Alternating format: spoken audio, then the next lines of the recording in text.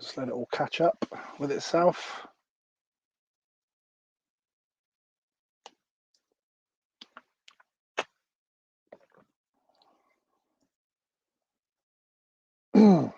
Right, I can see a few of you guys coming in now, so it's all catching up with itself on the live. So I will get into my thank yous before we get into this. How you doing, Matt Stevens? How's it going? Right, evening all. Lee Ashby here for Motocross and Speedway Memories. Got a very cool guest on this evening, but I'll just get my thank yous out of the way first. And right, big thanks for the support to Simon Pardo of White Eagle Finance. They give quality financial advice for pensions, mortgages, investments and protection. Check the website out at www.whiteeaglefinance.co.uk.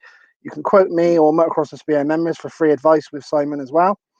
Big thanks to the legend Stefan Everts with his S72 Gin and Vodka brand. Check out his website on www.s72gin.com.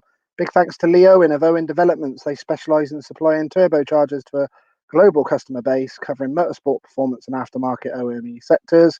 Check out his shop site on www.owenturbos.com and also www.owendevelopments.co.uk. Big thanks to Terry Smith with his Terry Smith Painting and Decorating. You can call him on 0796 153 7505 for all your decorating needs. And then also big thanks to Craig Triplett of Jardine Conservatories. Check him out on www.jardineintelford.co.uk. Right then, people, I can see a load of you coming in now. How's it going? Loads of evenings. How's it going? Chris Simpson, hang on tight. This is going to be fun for sure. Adam Winslet, you've sent me some Italian there, haven't you? We'll get that translated in a second. Right then, here we go then. I'm going to get this introduction underway. Here we go. Be careful as well. If your earphones are in and it's up high, maybe put it down a little bit before I put this on, all right? Just a little warning there. Here we go then.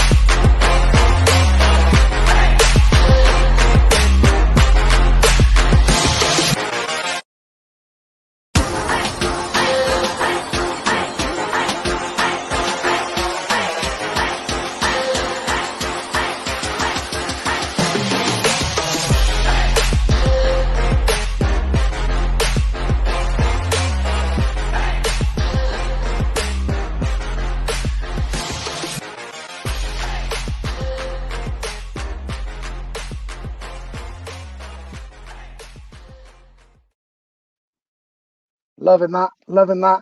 Here he is, the man himself, Paco Castagna. Ciao!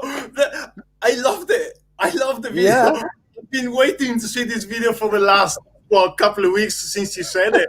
And I was like, okay, I want to see it. I want to see it. I want this video before my hit race in England, you know. Now we need to send it around to the clubs. Yeah, and 100%. I loved it. I'll hook you up with it after this. Yes, thanks. I loved it. Nice. Yeah, I can do you one of them anytime. Anytime I can do you one of them. Presentation, you know, for a guy like me. Now I've got a big expectation now for the interview as well. Right, Paco, we got loads of hellos, evenings, and all that coming in. Ciao, ciao, Paco. Here we go. Right, I cannot what's this say? Here we go. Lee, ¿cómo estás? Good evening, Lee. How's it going? Nice. There we go. Thank you very much, Adam. I don't know if you've ever seen them, Adam Winslet does all the Farley Castle, the Vets to Nations, all the top Americans come over and that. He does all the big interviews over there. So pretty cool he's come in. Yeah, very cool. I've probably seen him as well, so I've seen something, maybe, yeah. Yeah, 100%. You probably have, yeah. I'm not sure. There's a couple of guys that haven't registered their accounts, but I'm not sure who that is. But whoever that is, put your name at the end of it so we can see it. Because I wanted to say it as well, but I behaved. It's all right. We don't mind the odd swear word slipping. It's all cool. It's all relaxed. It's all cool. You'll be all right. We got to set the example for the young guys, so I try to behave a little bit. Yeah, we try to behave. Yeah, he's put. Well, what a brilliant intro to Paco. Well done, Lee. Daryl loves it. Look. Oh, it was Charles who said that. Good man. Naughty Of Eddie. course. Naughty He, Eddie. he loves his swearing, Chelsea. Yeah, he does. Gotta love it. Right, I've got a few pictures that we can go through in a bit as well, which we'll check out. But I'll get straight into the questions with you then, Paco. Yes, straight away. How did you get into Speedway, my man? And what was your earliest memory of it? And what bike did you have? Can you remember? Well, it's obviously it has to do with my father, of course, and always being in the middle of the speedy world since a young age, and getting to know most of the big riders he was racing with, because of course they were coming here as well, at my place and going to the tracks. So I always felt in love. So if you ask my mom, which was my so I still remember this, at the kindergarten, at the last day of the kindergarten, they used to ask all of the kids, what do you want to do in your life? What's your future? So everybody goes, yeah, I want to cook, I want to do this, I want to be a teacher. And I'm just like straight away, Speedway, and that was my thing since forever. So I started off with a motocross bike, like a Malaguti Grizzly, the yellow and purple one, Then went to the Malaguti 50, I remember, and I was going to the track and just going around with it. Okay. But then I just tried the 125, like a normal Speedway bike 125, when I was 14 or 15, and I had a huge crash as well. And I got scared, on the straight, because I was, a bit scared and everything. I was tired. I started, wobbling a little bit, and then the bike went just bang. The handlebars went like that. Got the handlebars on my stomach, just flipped it, and I got scared, very big time. And I just left it for like a year and a half, and then I just couldn't stay away from it. And then I just started doing schools and doing training schools, 125, then went to the 250s and jumped on the 500. And once I did the first, I still remember it was Lonigo practice. My father was there practicing, and he said, just come over, I give you my bike, and you try the 500 slowly. And I remember the track was slick, so it was easy to, to slide. And I did 3 laps. And it was just pure love and fun. The fun I had in them 3 laps, I still remember them now, like it was now. That's beautiful, mate. That's beautiful. How long was it in then? What sort of age were you when you thought I can actually do this for a living? What sort of age did you think, I can definitely do this? Nice question, because I never thought about it. I started very late. Like, I never did a motocross meeting before. I never rode with 50cc like they do in Sweden, or the 80cc. I never done that in my life. So my first meeting was when I was 16 or 17 with the 250s. All right. So it was very late. Then I started the first couple of years, and in the first couple of years I was doing pretty well, and I realized this is what I want to do. So from then on, it was just finishing school, getting a job to get some money, put it into Speedway, everything into Speedway. So, so I guess when I was about 19, 20, that was when I realized that was, also because you try a couple of different jobs here and there.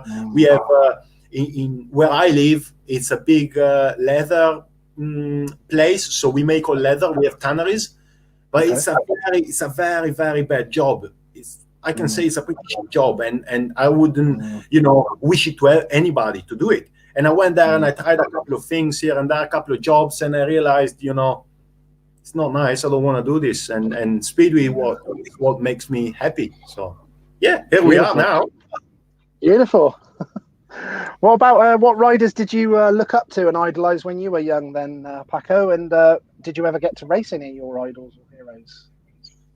Many riders I looked up to, because I grew up with a lot of them. So so obviously my dad was still racing when I was a young kid, so I was looking up to him a lot. Also because there was a lot of emotions into it when I was looking at him. I did a bit of mechanic for him when I was a young kid as well. So there was a lot of that. Surely one of them was Per Johnson. He was one I always looked up to. He changed the sport completely in his top years.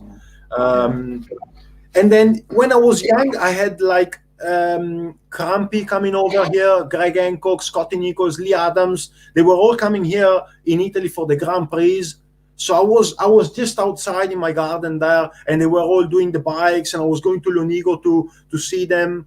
You know, you grow up with them, and you know you idolize them. And now realizing that this year, for example, I'm racing against Crampy in the championship. Let's say an example, or you know, I raced. I remember I raced only Greg once in Kingley for the World Cup, and it was a huge moment for me because Greg to me is such a top guy. You need to look up to him. You know, you need to because he's the kind of guy you want to be. Not you want to be, but you want to like. Be that kind of person, the kind person, you know. Yeah, for sure. Then, I'm really pleased on getting him on as well. I'm well buzzing about that. And another one is Donkey. I've looked up, you know, I've been looking at him a lot because, mate, his gates, honestly, like top stuff. So I've been looking at him as well. I got him and Chris Louis on together next Monday, so that'll be interesting. I'm gonna watch it. It's gonna be nice. Can't buzzing wait for that. There's Roscoe. Ciao, ciao. Ciao, ciao. Ciao, ciao, Roscoe. How's it going? Right. Who would you say, Paco, have been your toughest British League competitors to date? Is there guys that are really hard to beat out on the track that you obviously respect a lot and had some great battles with in the British League? I know there's a lot, but is there a few that you can sort of mention? This is like out of nowhere. I never thought about it. One guy I was very proud to beat was Charles Wright in 2019 at his home track because he won the British title a couple of weeks later, I think. And he was number one, I think, that day, and his home track. And I went there and I bet him there, and it was, you know, to me it was crazy because I was just a reserve there. And another guy which I was very proud to beat was Rory Schlein at home, which you know is you know such an experienced guy. And then I remember once beating Danny King, which of course we all know how good he is in the British League. But I'm looking to put a bigger list this year. So we'll keep in touch in October and we'll see. Yeah, exactly that. We'll do that. Don't worry about that. Has there been a certain engine or a bike that you've had a bit of a favourite over the years? Do you guys? I know some of you guys that you give your engines nicknames, things like that. Is there any sort of special engines that are a bit dear to you that you've had and things like that? Have you had any of that? Yeah, I had one Jawa which was Karger done it, and he was just going everywhere. The bloody engine was going everywhere. I could use it everywhere. But you know, you go to a certain point where the engine just gets old and you just need to change it. But I didn't want to change it. And it was in my first couple of years where I was racing a bit everywhere here in the north part of Italy and Slovenia. And I remember I went to Miskolc in 2012 for a Speedway World Cup. And we nearly won that meeting, and the Americans just bet us in the last 8 heats.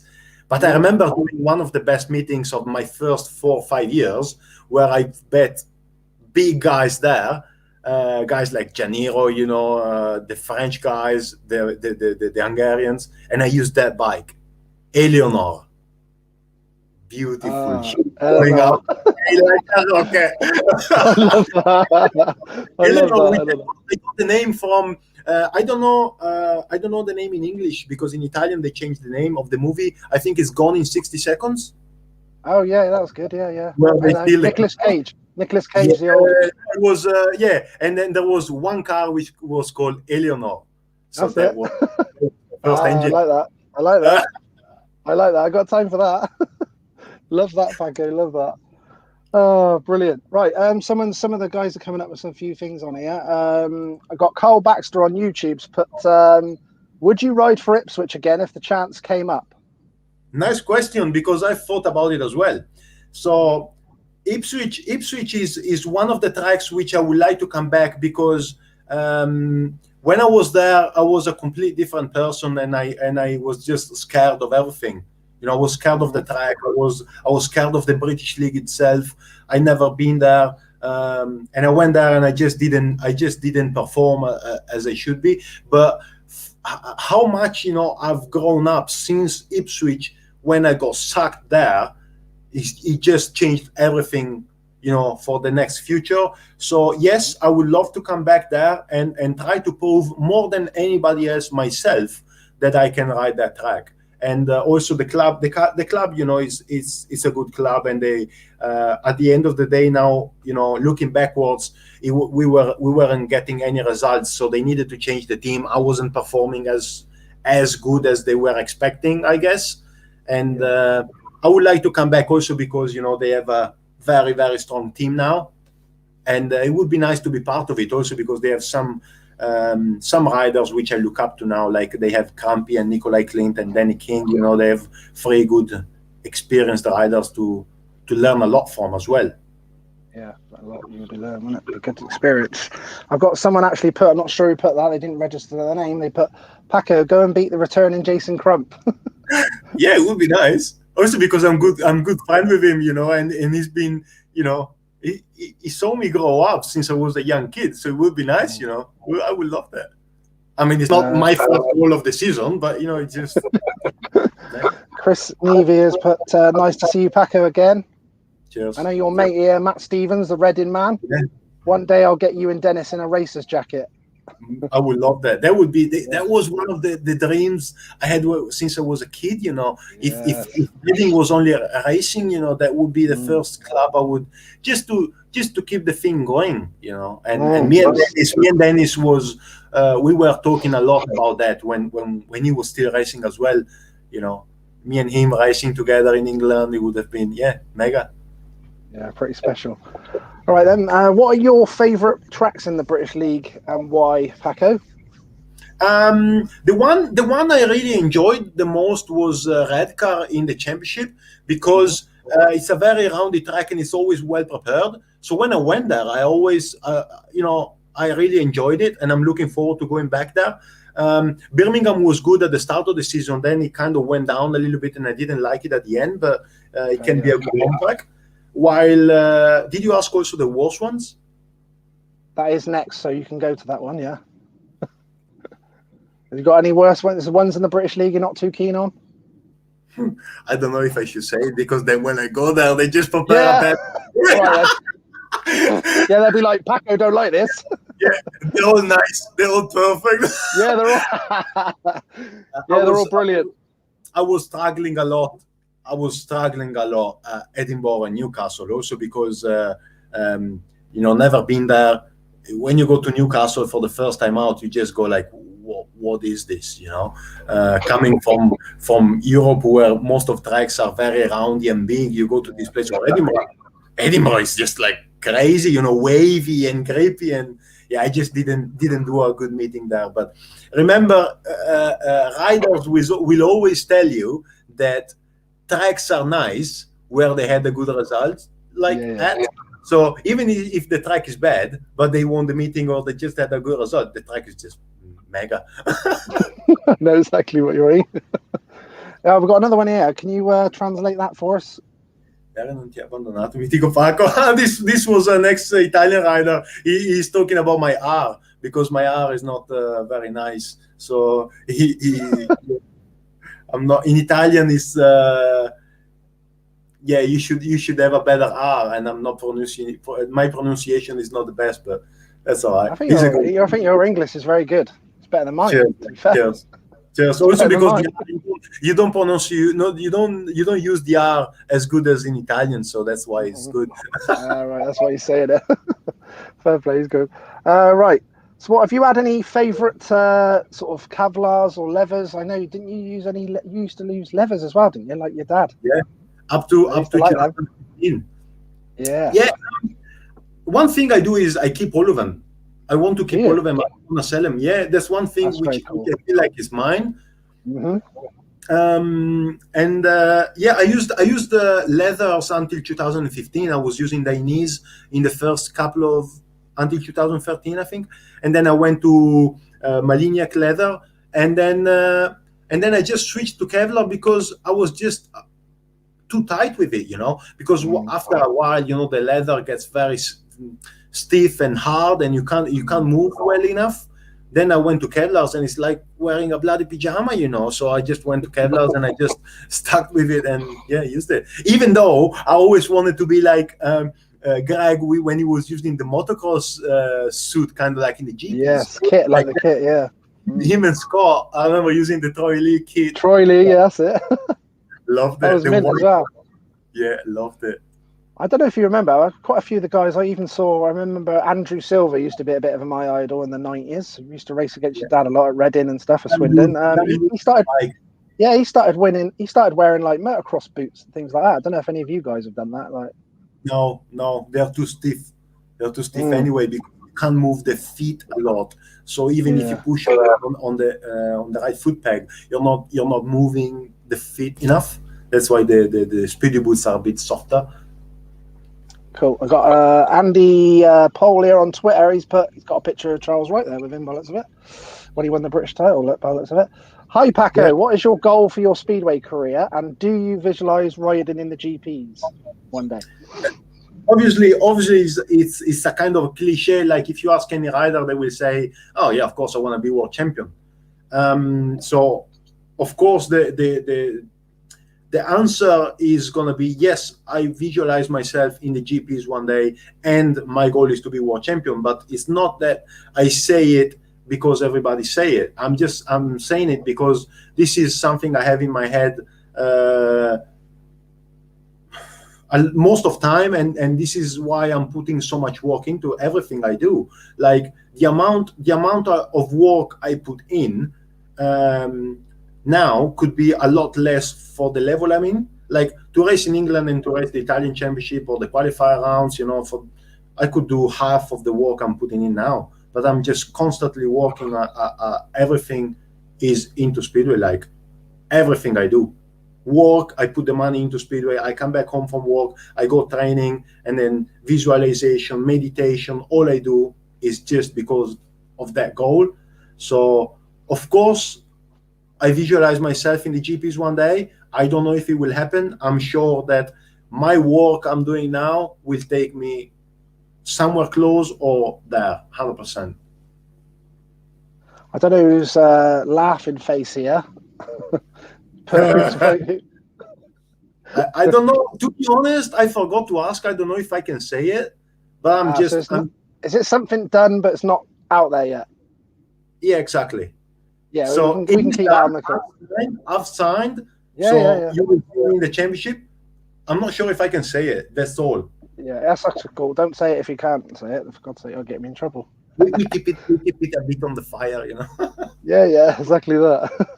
I got Ian Faultless, but Paco hasn't got a Brummie accent just yet. Yeah, I tell you, after riding a whole season at Birmingham, I realized I had a bit of the Brummie accent, and I thought, now I need to leave that in England. It's a bit of a funny accent, but I like it, to be honest. I like all accents in England, apart from the Scottish is not very nice, to be honest. I don't really like it. It's tough to understand, to be honest. Charles, you put 19 or 20. Is that when the girls turn up? When you was 19, 20? More or less. I already had a couple of years then, so yeah. All happy in the personal life then, Paco? Yeah. Everything is very good. I have a girlfriend which we've been together now crazy amount of years, because in July it's going to be 9 years, and I'm only 26. So since a very young age, but I found the person that is supporting me. Like we support each other, and that's the main thing. If you find that person that is willing to give up their time because of your passion and your goal, and it's helping you towards it, that's the person you want to have in your group, whether it's a girlfriend or a boyfriend or a friend or whoever.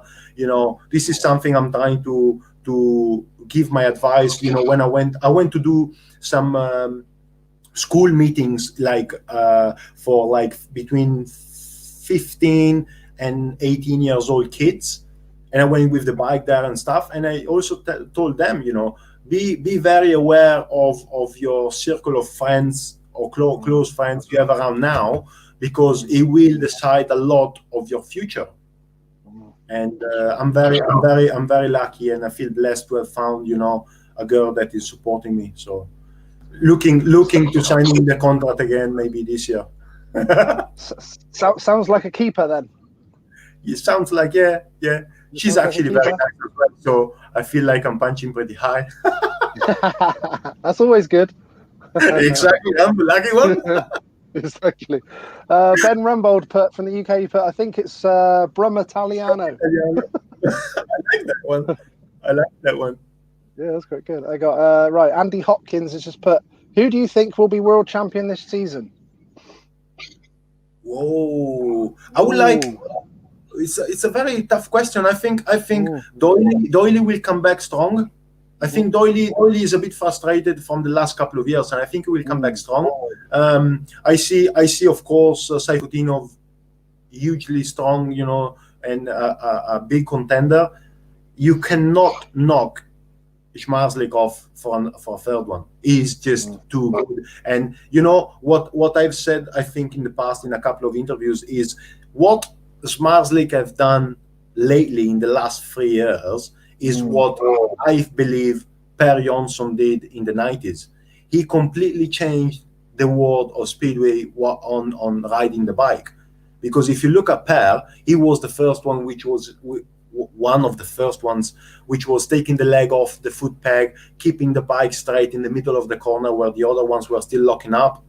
And he's doing the same. He's completely changing the world of the Speedway riding. So I'm very curious to see where it takes. And this is I think my top 3. But of course, you know, 15 people, you know, 15 of the best riders in the world. Any of them. We normally get a bit of a surprise as well, so I'm sure we'll get a few of them going on as well. Right, I've got Clive Tilley here. He's put, ciao Paco, a holiday with family in Lazio region, when permitted. Are there Speedway meetings across Italy where I can find them? Yes, we will have Italian Championship and World Championship meeting where the GP will be, actually in Terenzano. So that's in the northeast in Friuli. So, you know, come over and look at the Italian Championship. Is going to be when, of course, it will be possible to do. Yeah, so you will see some of the national meetings as well. Cool. Have you got any superstitions or anything, Paco? Not really, but there are some kind of things that before you go to the tapes, you kind of do just to get into their routine. Now I'm working with a sports psychologist as well, which she told me that these routines are good if they help you go into the zone, if it makes sense. So this is something that I'm trying to do, but otherwise superstitions, no, I'm not superstitious. I think that you put yourself in different places, and if something has to happen, it just happens, and you just have to deal with it. And so I'm just not thinking about something I cannot control. So I just look forward to do what I can do and what I can control, and just live to whatever happens, you know, the rest. That's cool. Obviously, it must have meant a lot to you winning your Italian national titles. Your memories of that and how special that was for you? It was the first one. The first one it didn't mean too much, even if it doesn't make sense. But I wasn't supposed to win it, and I'm always been very honest. Of course, my name is in the title, so I won it. But it was also because Kovati got injured, and I won it because he lost points there. But you know, I didn't get injured, I didn't crash, and I won it. So that's it. But the second one was just something insane to me. Like I couldn't believe I could do anything like it, because the week before the last 2 meetings, I already lost the championship. I had to win 2 meetings in a row plus the runoff to win the championship. So I went there to have a practice. Like I went there to have not secret practice, but just like an open practice a couple of weeks before, and I crashed there as well. The track was rubbish, and I crashed, and motivation and my determination went completely down. I wanted to quit Speedway. I said, I'm just quitting. I don't care. Yeah, it was the end of the season. I was very tired, and I just didn't want to do it anymore. And I said, okay, I'll just do the last 2 meetings. And something clicked. And I always said, if mathematics doesn't count you out, don't count yourself out. So I just went there, and I knew I had to win everything. And I remember winning 13 heats out of 13, winning the runoff, and winning the championship. And this was the absolute best 2 meetings I've ever had in my life, because I was in the zone, I was in the flow, and I felt untouchable. I could have had anybody next to me, and it's a feeling that I wish to everybody, because in any sport, because it's something unexplainable. You're not controlling yourself, you're just doing stuff, and then once you finish, you realize that you was just... I remember there was one of my old teammates, Tobias Thompson. He was my teammate at Birmingham, and he was racing that meeting, and we weren't friends back then. We only met after in Birmingham. And when I met him in Birmingham, he said, mate, I have to say to you, I'll be honest, them 2 meetings, you was untouchable. And that was, to me, a crazy performance. And it still stuck with me, you know. Yeah, it's a beautiful thing, though. It sounds very cool. Must have been special. Got Lee Kilby here at the Swindon Robins for my Kilb. How's it going? Grew up with Lee, which is awesome. How's it going, Kilb? Great show again, Lee. Ask Paco if he has changed his mind about the colour orange, and on reflection, would it suit him? Of course, orange is a beautiful colour. Because I said that I didn't like orange in a post because of the KTM. So bloody hell, the Swindon fans went crazy because I said that. And I said, if it's a Swindon race jacket, then of course I love the orange one. But that's one club that, you know, has a great history, and of course you're looking at many great riders riding there, and you know, that's one club that you look up to, that you say, this could be a good step forward in my career. So of course, if the future holds something good for both of us, maybe we cross paths. Yeah, hopefully. I'd love to see you at Swindon in my hometown. That'd be really cool. I would love to. Fingers crossed that you come to the Robins at one time. I would love to. Got Valentina as well. I'll put that as well to you. Ciao. Grande means like, yeah, good one on you. All right, okay, cool.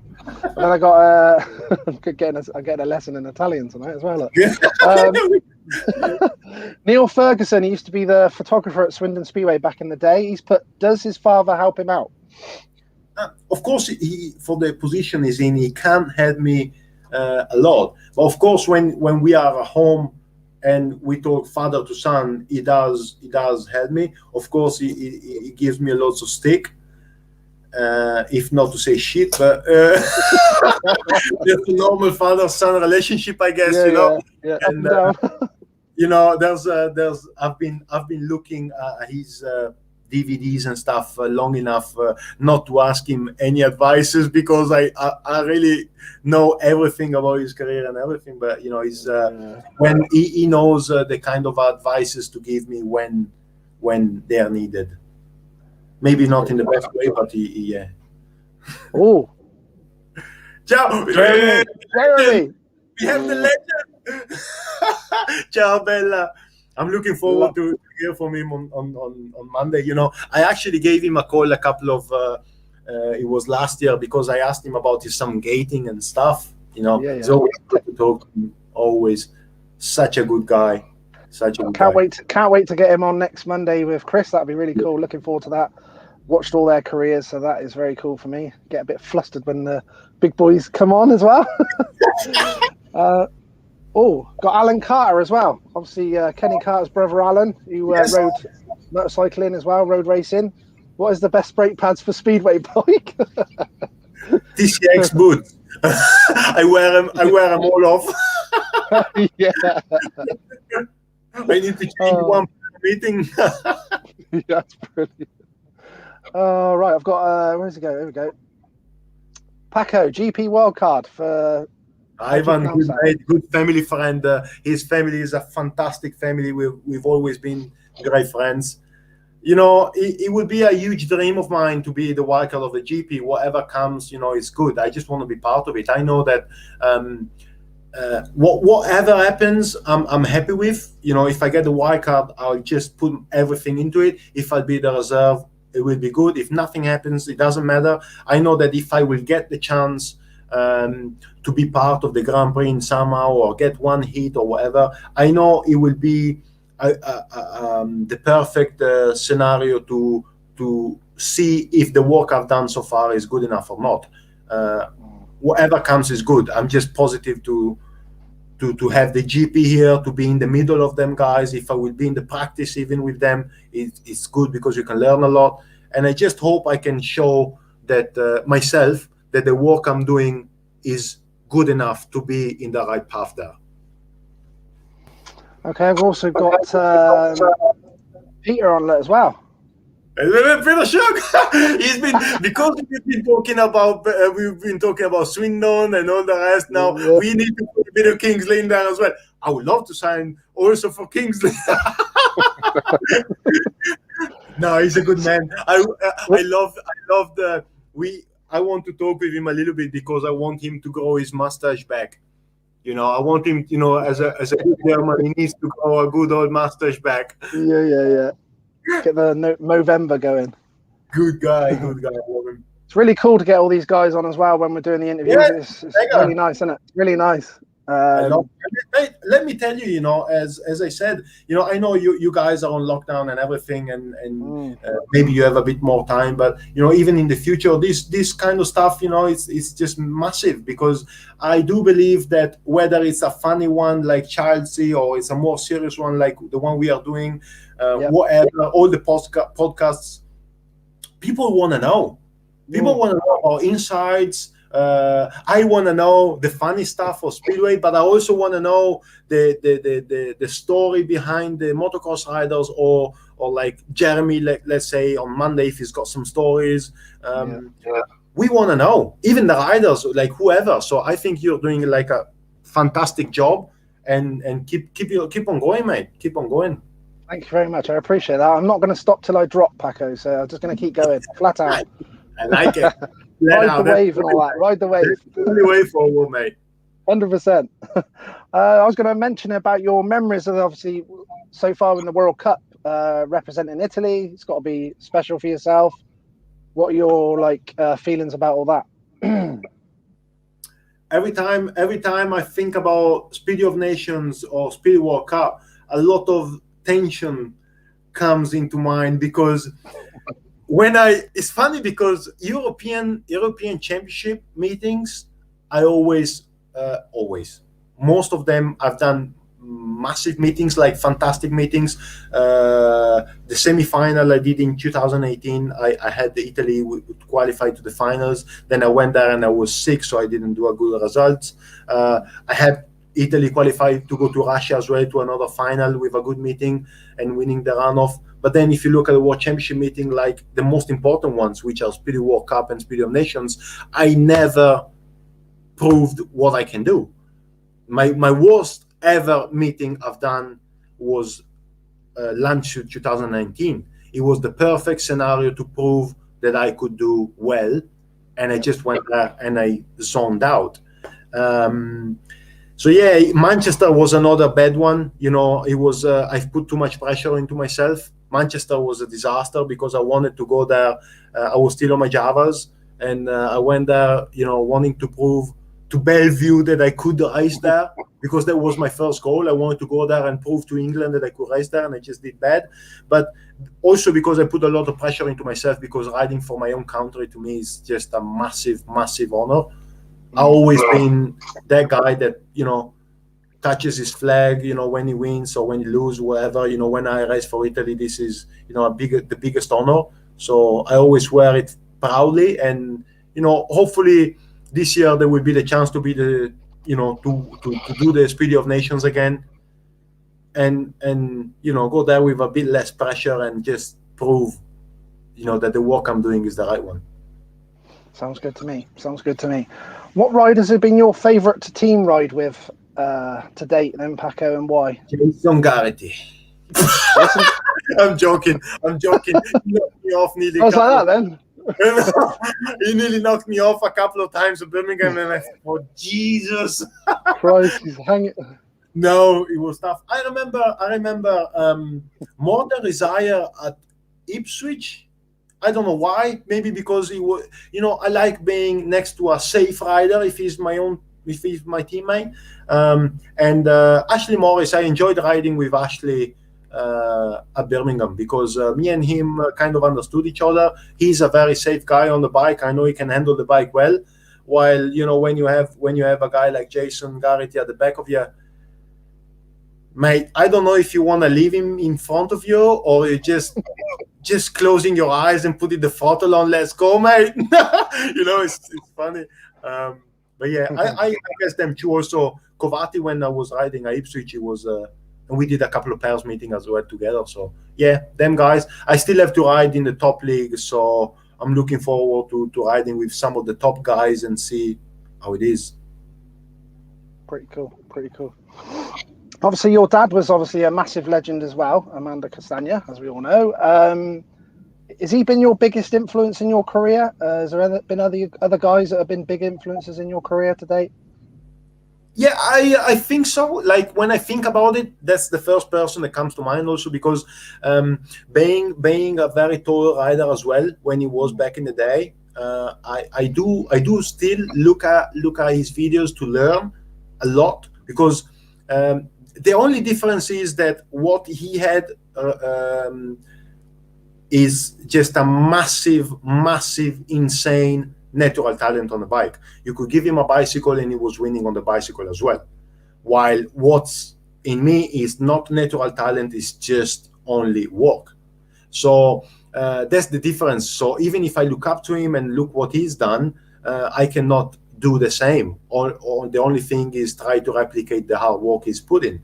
But of course, he's been the biggest part into my career. And then of course, again, even if I don't think about it now, surely the guys like the Greg Hancocks and Jason Crumbs and Lee Adams, when I was growing up, I was looking up to them a lot. Plus now, now I'm older and I kind of call some other riders, of course, better than me, friends instead of idols, of course, because like I'm good friend with Doyley, with Zega, or with Saifutino, for example. But they are more kind of like a guys I like to talk with instead of idols that I look up to, because there are more guys I want to reach to beat, if it makes sense. Yeah, I'm with you. I've got Ian Faultless here. I think there's two people that have mentioned this sort of question as well. What do you think can be done to bring more Italian riders through to be on the level of Nico and yourself? The perfect answer would be to have more tracks in Italy, because we are doing training schools, we are doing meetings, we do have 4 or 5 youngsters which are coming up. But the problem is that doing meetings only in one track, and at the moment how we are living the situation in Italy is very hard. Of course, to call some other riders to England or to other places will be the easiest. But I can also understand why the English promoters are trying to keep the National League riders, which are not so good, instead of spending a bit more money to get some foreign riders in. Which on one side it doesn't make sense because they can have better results, but on the money side it does make sense. Yeah, I'm with you. Jeanette sort of pretty much said the same thing about back in the day. Your dad was the only Italian speedway rider, etc. But back in the day, there was many tracks and many riders, but not many of them tried to go to England, because in Italy there was a big enough movement to stay in Italy and race in Italy. Because then, Italy in the pairs and teams meetings was not one of the biggest, but it was pretty big. They were reaching many pairs finals, and there were many riders. But then, of course, tracks started closing because of noise and stuff, and of course, less tracks means less riders. So it just kept going and on. So we hope to have a couple of more tracks in this next couple of years and have more riders. Okay, cool. We've got Daryl Notley here on YouTube. He put Lee Adams used to use Peter Johns and Brian Carger as engine tuners. Do you get any backing from GM engines being Italian? Nothing at all, to be honest. Nothing at all, which is pretty funny because being Italian rider, you would think that they would give loads of support. But I was lucky, very very lucky enough. Maybe because I was just lucky, I guess, that a company from Czech Republic was helping a young Italian rider with loads of support, which was Java, and that's why I always pay a lot of respect to Java, and I do really hope they will come back in the speed world very soon with big equipment. I'm working with them, I'm talking to them, and I hope they will come back because I do believe that Speedway needs a bit more something shaky, if it makes sense. When the GTR came out and Lindgren was winning on it, something was changing, but then something clicked again, and we went back up to where we were. So I hope that something can move just to make everything a bit trickier. You know, it's fun. It's nice to watch the MotoGP and see the Yamaha and then the Honda and this and that. Of course, the Honda is better, but then somebody jumps in the Honda and then and on the Yamaha and just flies, or the tires. You know, it's just interesting.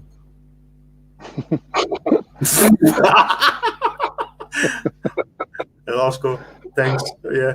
You should. You can do it yourself. Do it yourself. I want to know the answer. Right, I got Andy Hopkins as well on Facebook. He's put, Paco, what do you do to relax away from the sport? Nice. Well, I like to watch a lot of motocross, supercross, and mainly supercross and MMA. I like to play a bit of PlayStation as well. That kind of relaxes me a lot. Also because now I'm working full time. I'm training, and I've got only like a couple of hours a day to relax. So when I do that, and I just relax, if not just watching a movie. But during the season, I like to just go for a walk and try to be in the middle of nature, because that gives you a lot of energy and regenerate, if it makes sense. So I do really like going outside and just living, because lately we are living in a very technological world, which is killing, our kind of nature. So I do really like doing that. That's nice. Get some good questions off the guys tonight. Andy Pole off of Twitter, but Paco, favorite pre-race meal and after racing meal? I like these questions, because it's something everybody asks a lot, which I would like to ask as well to like some of the top guys. Pre-race meal, I normally would like to have like an avocado and egg toast, if it makes because it's a good healthy, but it gives you like a bit of power. Sometimes I do love nice Italian pasta, but then it makes me sleepy a little bit. After the racing meal, it depends on the results. So if you have a bad meeting, you only eat a banana. If not, you have No, I'm joking. I do like a nice after the meeting if I did well, and a nice beer. Yeah, that's nice. Always cool to relax. Yes. I know a lot of you Speedway guys, Paco, do a bit of motocross training in the winter for fun and also for fitness as well. Do you do that at all? And what bikes have you had over the years? And what have you got? Have you got one now? I never did that, to be honest, because I was very shit at it. Like I'm not talking about a junior.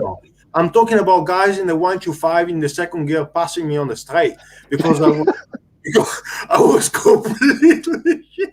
Then I started going a little bit more with my uncle's bike. He has a 211 Honda 450, and I started going a little bit more. So I tried to jump one jump, and then the second one, and I started going a bit more, and I kind of enjoyed it. So I was helped by my uncles. Actually, I don't own the bike, but now I do have a 217 Honda 450 now, which thanks to Cerbis and Domino and some other sponsors, I got it all ready and nice. So now I'm training, and I can feel a lot of benefit from it. I'm still shit at it, but I'm working on my form. I cannot scrub. It's come at the right time talking about being shit at motocross. Right, I'm going to play this video just quickly, Paco. This was what you sent me, and I really appreciate it. It was very cool at the time, and it was very cool to get this off of you. But I just need to show the fans this before I do. Ciao Lee, hope you're doing good, mate. Just finished training here in my gym. Did an hour cycling, and I thought I had a look, you know. Nice interview. I just had an hour, so I just watched an hour. I'm here in my gym, you know. I've got some stuff, just a little gym, and I did this some months ago, you know, with some motivational stuff. But it's always hard to find something motivational said by somebody that I kind of take as an idol. And you know, Stefan is he's a king in the motocross world, and what he said in the first hour was something that touched me a lot, and this is why I voted there. And I just wanted to let you know that so far so good. I just love it, and I can't wait to come on as well. And yeah, keep it going, mate. Mega. Would love to meet this guy. Man, he's king. And yeah, talking about the king of motocross.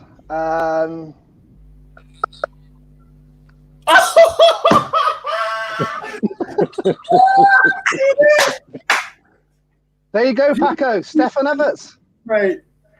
Hey, Paco, nice to meet you. Mr. Everts, it's a pleasure to meet you.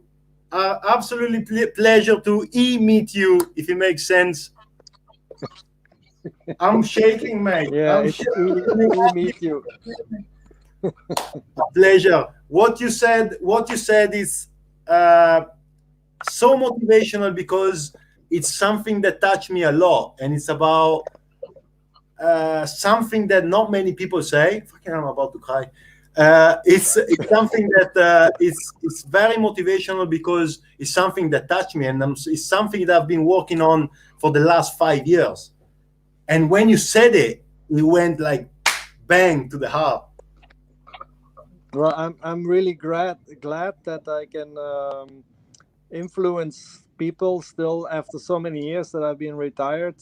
So it's really, really nice to hear from you, Paco, that I have done and touched you really much, and that I can motivate you and help you, whatever.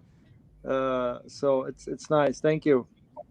Thank to you, and I really appreciate you coming in. I didn't expect it, to be honest, at all. I thought it was gonna be some kind of funny thing, and I didn't expect it at all. Well, but thanks to Lee. Lee got some good ideas, so I said, yeah, why not? Let's do this, you know. And it's fun to surprise people, and not everyone have the chance to do that. So I'm glad that I have this chance. Also, thanks to Lee, and to surprise you, and to even support you even more.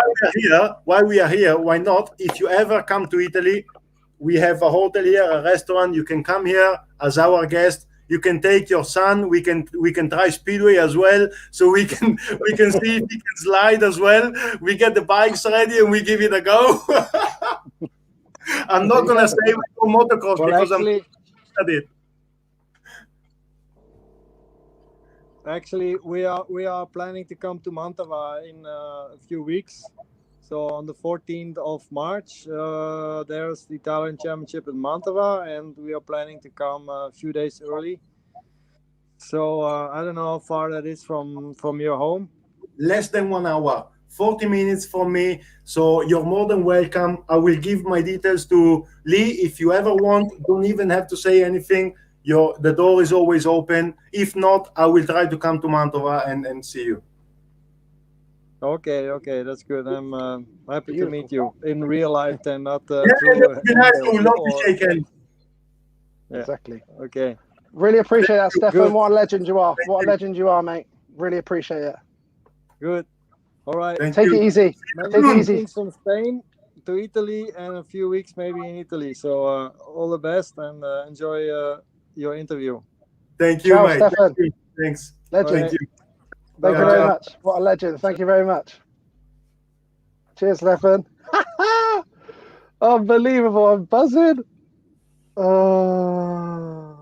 Fucking hell, mate. You must be kidding me, you know. I'm shaking, mate. I'm shaking. Oh, Oh God! Now you know how I felt the first time I spoke to Stefan. How did you put in the questions to him? I don't even know. I couldn't even talk. Mate, when we talk about this is something that, you know, I'm working on my game 24/7, okay? And I did an average. I'm doing an average of 8 to 9 hours per week studying Speedway. The only extra thing I do is watch Supercross and motocross. And I still remember I was watching live when he won the last world title. That meeting, I still remember I was watching live. Also because I'm Italian, I'm talking about Cairoli. We are talking about one of the best ever. But when we talk about Stefan Everts, it's just another world because he's a complete different person and just a legend. So I still remember that. That's why when he says something, he doesn't know. Maybe he's saying something motivational or to help young kids, but you know, I'm learning as well. So there are a lot of people listening. So this is absolutely insane, mate. Mate, I'm sweating. I'm not joking. I'm fucking sweating. That's why he's got to be on my logo. See, that's why the King's got to be on my logo. Thank you. Thank you. I like the hat. Awesome. Now I understand the hat. Yeah, you understand the hat. I never tried this gin, but now I will go and buy one and try it. Yeah, exactly. You got to try the 72 gin, mate. 100%. It's I was beautiful. thinking, I was already thinking if I go to Mantova, I will give him one of my hats, but I'm fucking nobody, so why should I give him my hat? Whoa. You never know. Maybe Stefan could hook you out with one of these. Yeah, I wouldn't mind doing some advertising of his gin. I would love to. Crazy, mate. I'm hot and sweating. I stopped. I promise, mate. I kept myself from crying because I was about to cry. I'm not joking. That's beautiful. Thanks, mate. Thanks. You done my week, my month, my year. Bloody hell. I'm looking forward now. I'm already booking Mantova, you know. I don't care. I'm racing in the Italian Championship of the motocross only just to go there and see. Oh, absolutely awesome. What a guy. Basically, I messaged him after I see that video, obviously, that you sent me was really cool. I messaged him and sort of planned it a little while back, saying that when I get Paco on, if you could pop on for 5 minutes, it would be really cool. And fair play, he was up for it. This is something that not many people do. You know, when we were talking, me and you were talking private about guys like Greg Hancock, you know, when you asked me, you know, about Greg and this and that, and I told you, you know, he will be very happy to come in, and he's the kind of guy that if you send him a message, he will answer very nicely. I mean, Stefan didn't. I'm nobody, okay? So he didn't need to answer to you and say yes, I come in. Why should he? But this is the kind of stuff, you know, good people do. Honestly, it's amazing to be even able to message him, let alone get him to got a little cheeky request in, which is so cool. So cool to do with you. We can share this forever, look, Paco, me and you. This will be a forever memory. If I go there, actually, I had a picture with him. This is a funny story. Okay. I was in EICMA. I go every year to EICMA in Milan to get the sponsorships and all the stuff. So it was I think it was me and my dad. I cannot remember. Yeah, it was me and my dad. We were going around. You know, he has his meetings in the FMI and stuff. So we meet together, and it was Stefan walking to one of the sponsors. Okay. I grab my dad and I go like, now I want to go there and have a picture with him. Yeah. Myself, I never go and ask for pictures. I just like to go off the record, shake his hand and go like, you know, you're a great guy, and that's it. No pictures, no nothing. But I wanted to do one picture with him just to keep it for myself, not to post it or nothing. Personal, yeah. So I go there and I go like, Stefan, you know, I'm sorry to disturb. Can I do a picture with you? And he goes, yeah, of course. So I give my father the phone. I still remember it. I give my father the phone, takes the picture, and I go, okay, thanks, Stefan. All right. I look at the picture. He did a bloody video on the fucking floor. I promise, mate. I promise. I never hated Dad as much as them 5 seconds. I still remember. I said, I didn't know how to use the bloody phone. Oh my god! But no, this is enough. So then there was actually it got in my mind now. We can watch this back anytime. We can screenshot that all three of us were on the screen at the same time. Boom!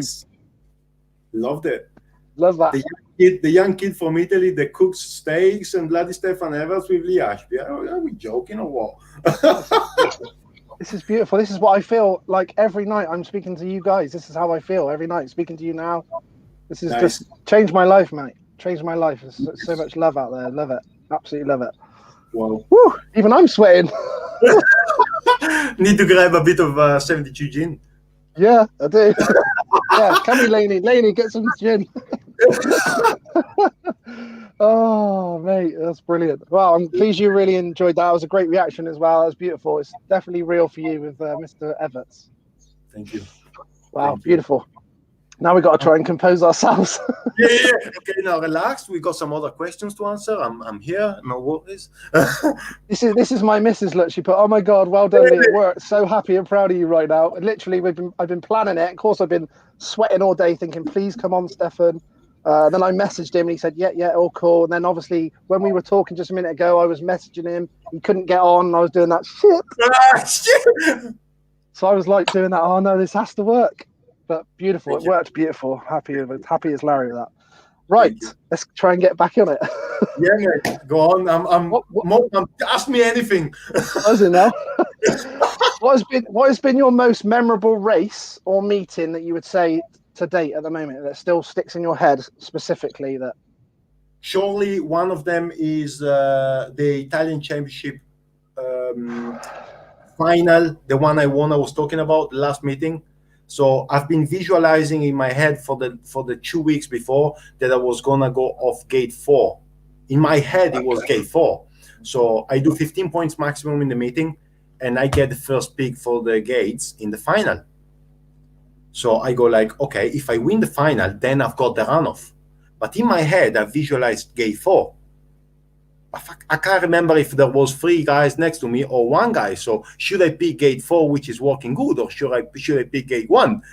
So I picked gate 1 because I knew I was going to win it and go off gate 4 in the runoff. So I pick gate 1 and I go there and it's a complete rubbish. So like looking at that, I remember saying, if I don't make the gate, I'm not going to go to the runoff and I'm not going to pick gate 4. So I'm like, I need to do something. And I remember, making a bad gate, but then pushing him wide and then winning and then the runoff, making the gate of 4, clamping him and then bang on. And then, another memorable one, geez, I can't remember.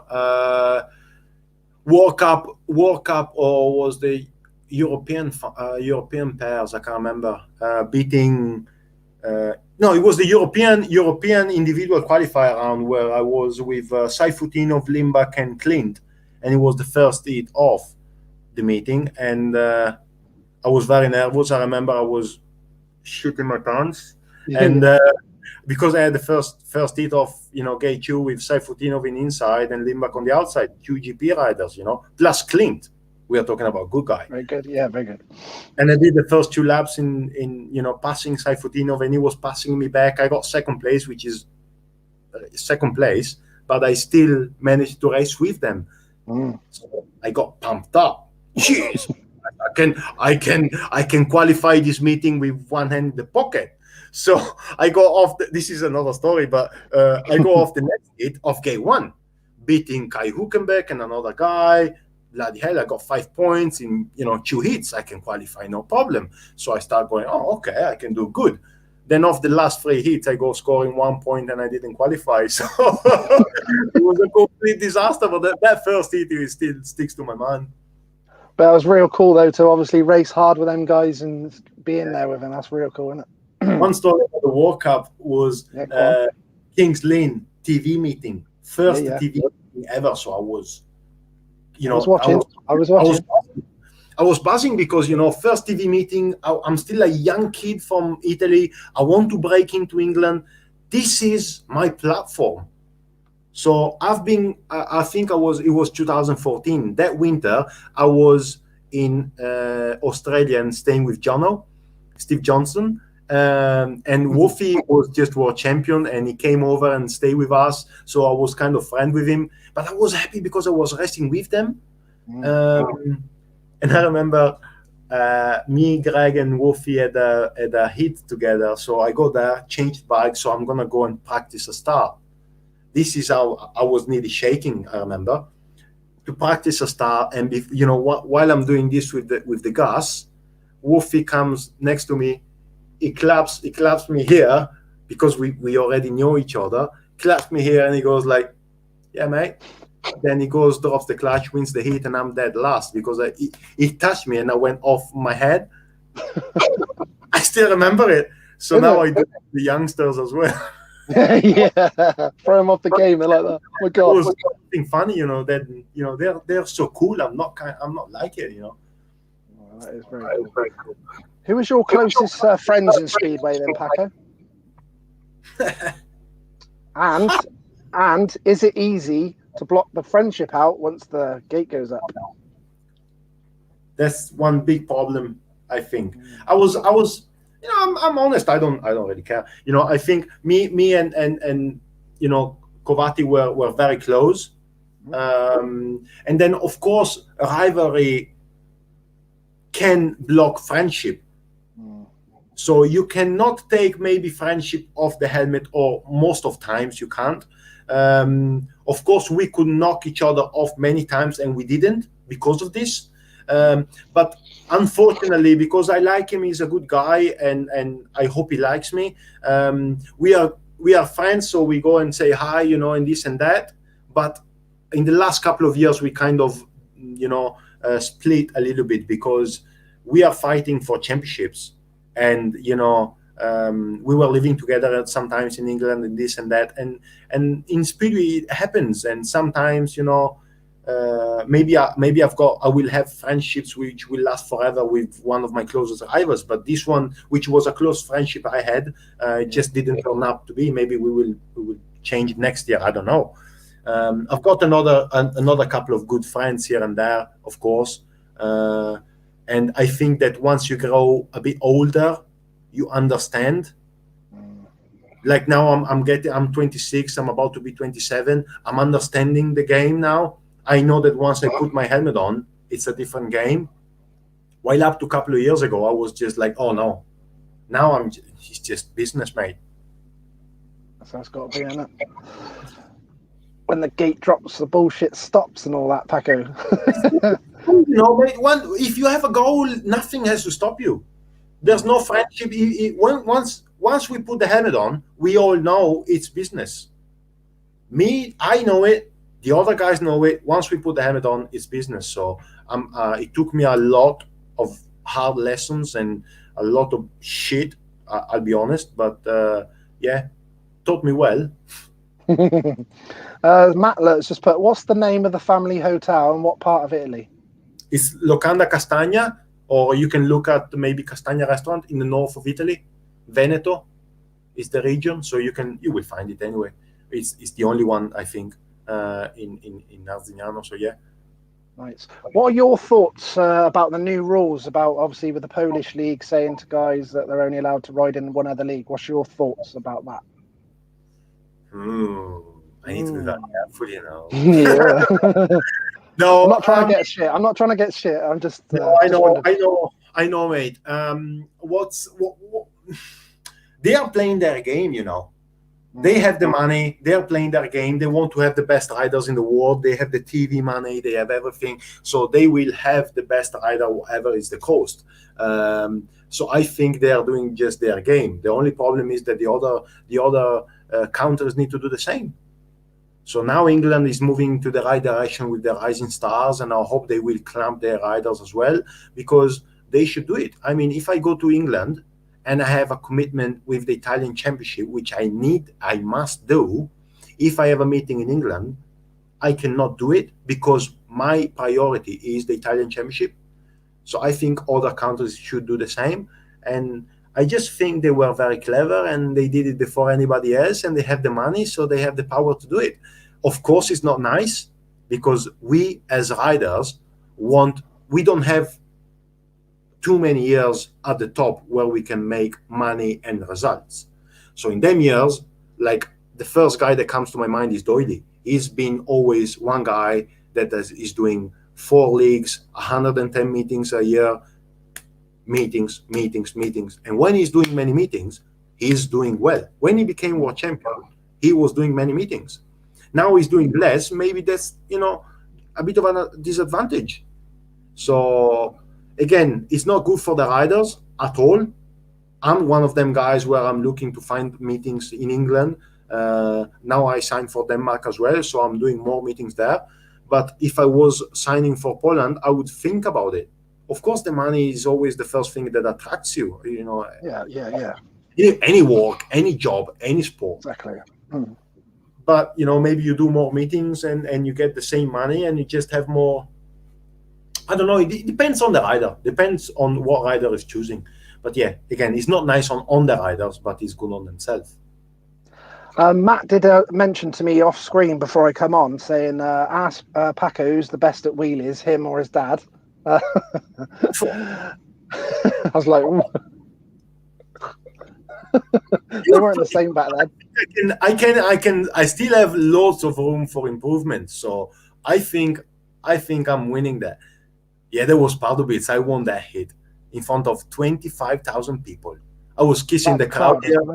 Yeah. I was kissing the crowd. Third place in Northern. I loved it. Love the arm swag. The arm swag. The arm swag, innit? I've seen a load of you doing that. I've seen awesome.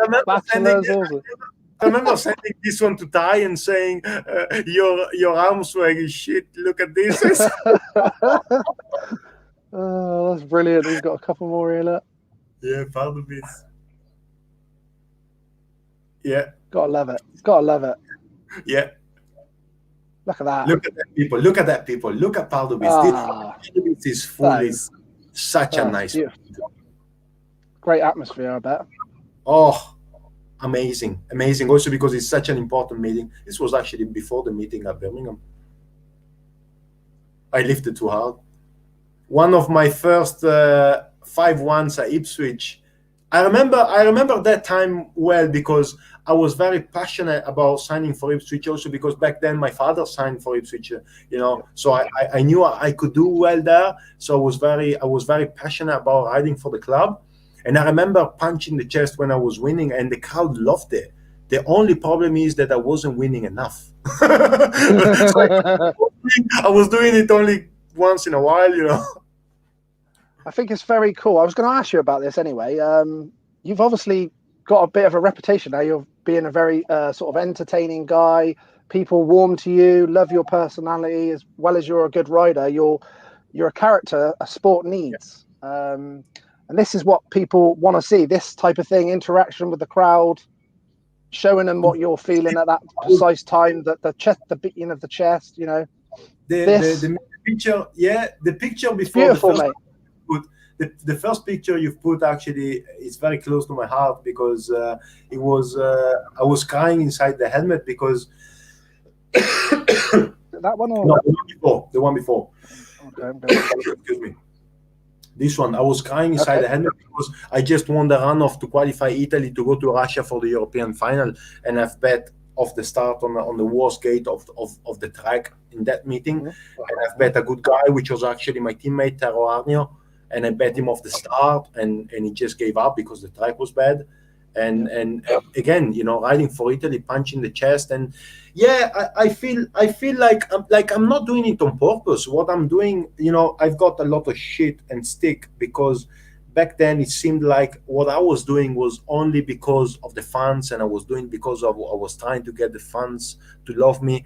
But it's not that I'm doing it on purpose. What I'm doing is just being myself, and I've always believed that if you have the emotions, why not letting them go? And again, just be yourself. If this is me, if I feel like punching the chest, I'll just do it. If I feel like I'm frustrated and I just like I had many people saying, if you have a bad hit, don't shake your head or anything. But if I control too much myself, I'll just close it too much, and I feel like I need to do it. And then the fact that the fans love me afterwards is just an extra bit, which of course I love. I love to interact with the fans. I mean, they're the one, again, they're the one paying the tickets. They're the one coming in. They're the one paying our wages and everything. You know, they're the one coming in. They don't want to see somebody winning the hit and not even signing autographs and stuff. I mean, I do it because I love the interaction with people. This is who I am. But I think this is something that riders must understand. And most times, you know, of course, when you have it too much, it's a bit oppressing and it's a bit too much. But on the other side, you need to find a good compromise. I just try to be myself, and I think that if people love it, that's a bonus. And I thank the people, you know, trust me. Don't change. Thanks. Maybe I've grown up a lot watching Greg, and that's you know, that's it. It's great, mate, and it's really, really cool to see. And you're just being you, so you carry on doing that, and we all love that for sure. There's a nice one here I've got of you. Yeah, that was after that runoff I was talking about, and you know, I remember I have, you know, I don't care. I just say what I think. Before that runoff, I went there and I remember I told him, do you want me to win it? Because I'm gonna go out and win it. And he said, yeah, just do your best. Because I said, I'm out. If I go there, I win it. Because we were thinking about, you know, what's happening, you know, Russia, this and that, and you know, you never know. And I said, I go out and I win it. I said, just do your best. And I went there and I dropped the gate and I dropped the clutch. And it was one of the best gates of the year.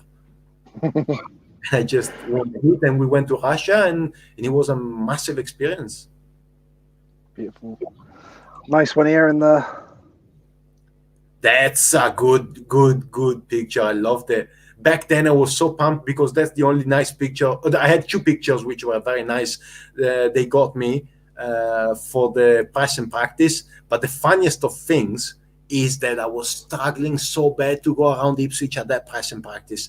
I had one good wheelie and one good picture, which I was nearly crashing. But that's because I was struggling so bad. And I remember going, shit, if this is the track I need to race every week, we are struggling, mate. The next picture came out and I thought like, okay, I look cool here. I look quick. Yeah, it looks very nice. Yeah. Good team. Shame we weren't performing. I remember having good time with Louis Kerr as well. You know, such a great guy, and the other guys. And I have a great story about James Sargent as well. I have always been a guy that always puts. Plus, in the cold weather, they always hate me because I always put a deep heat in all my body to warm up. But the smell, everybody hates the smell. Yeah, I kind of like it. I love it, to be honest. I put it on purpose as well. And everybody was moaning, fuck, Paco, why do you put the hood on? This is bloody stinking. The changer room stinks. Go out and change outside. Until one point, James Sargent, this is after a good meeting. We had a 5-1 together. We won the meeting. I go back to the change room. I'm the last one because I had a good meeting. So I went to see like some sponsors and stuff. And I remember I went to the shower. I was happy. And then I put my pants on and I started feeling some burn. And I'm not talking about a small burn. I'm talking about I was jumping and running around the changing room. And James Sargent was laughing. And he went, I bet you will stop putting your deep heat on. Because he put deep heat on the pants. I didn't see them. And I put them on. Mate! I was jumping around up and down in the changing room. And I was like that, you know. I can't say me balls. Fuck. It was fun. And I remember saying, you know, actually, me or him, I think God.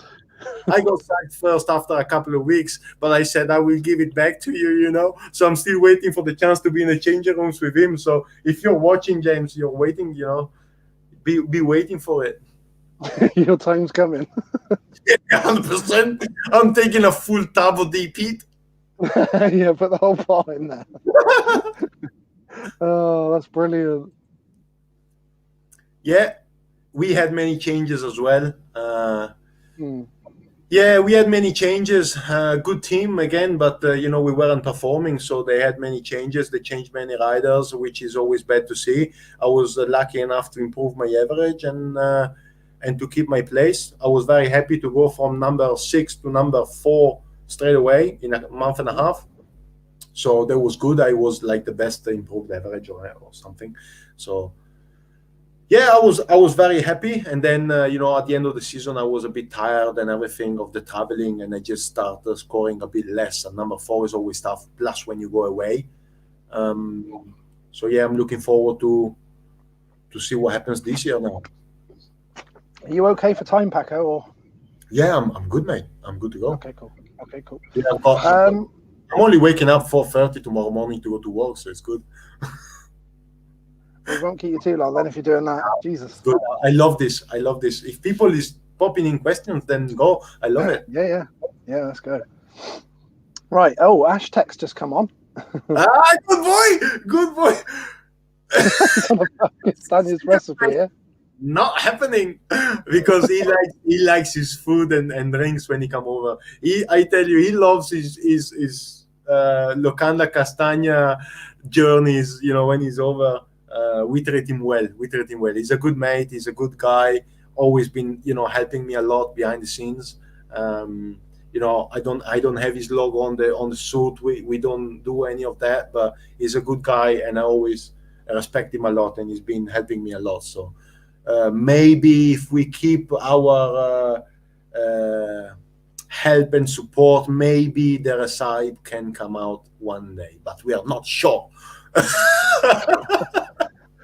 It's really cool that he's obviously a Swindon guy as well. He comes from Swindon. And I always wind him up because I said, before you mixed with all these top spear riders, he used to come and watch my motocross first. He used to come and watch me.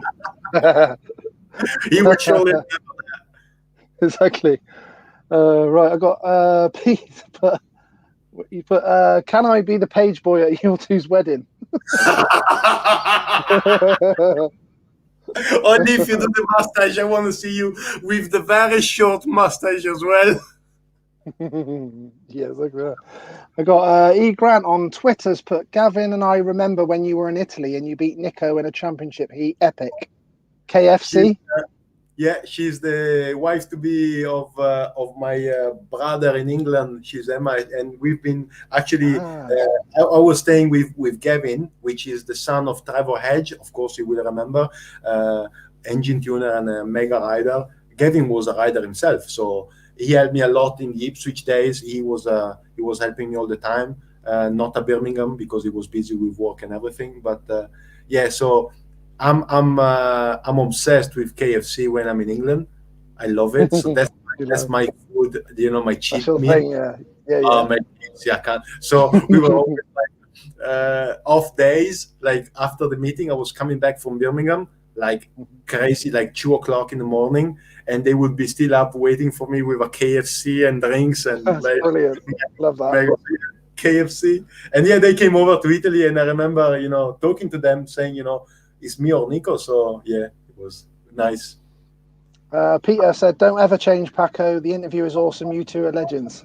What a legend! Thanks, Peter. Means a lot from guys like you. Yes, for sure. Mr. Andy Hobbs. Don't know if you ever remember, Paco. Have you ever seen the Western Beach Race in the UK? They have the big race at the end of the year normally on the Western Beach I've down seen south.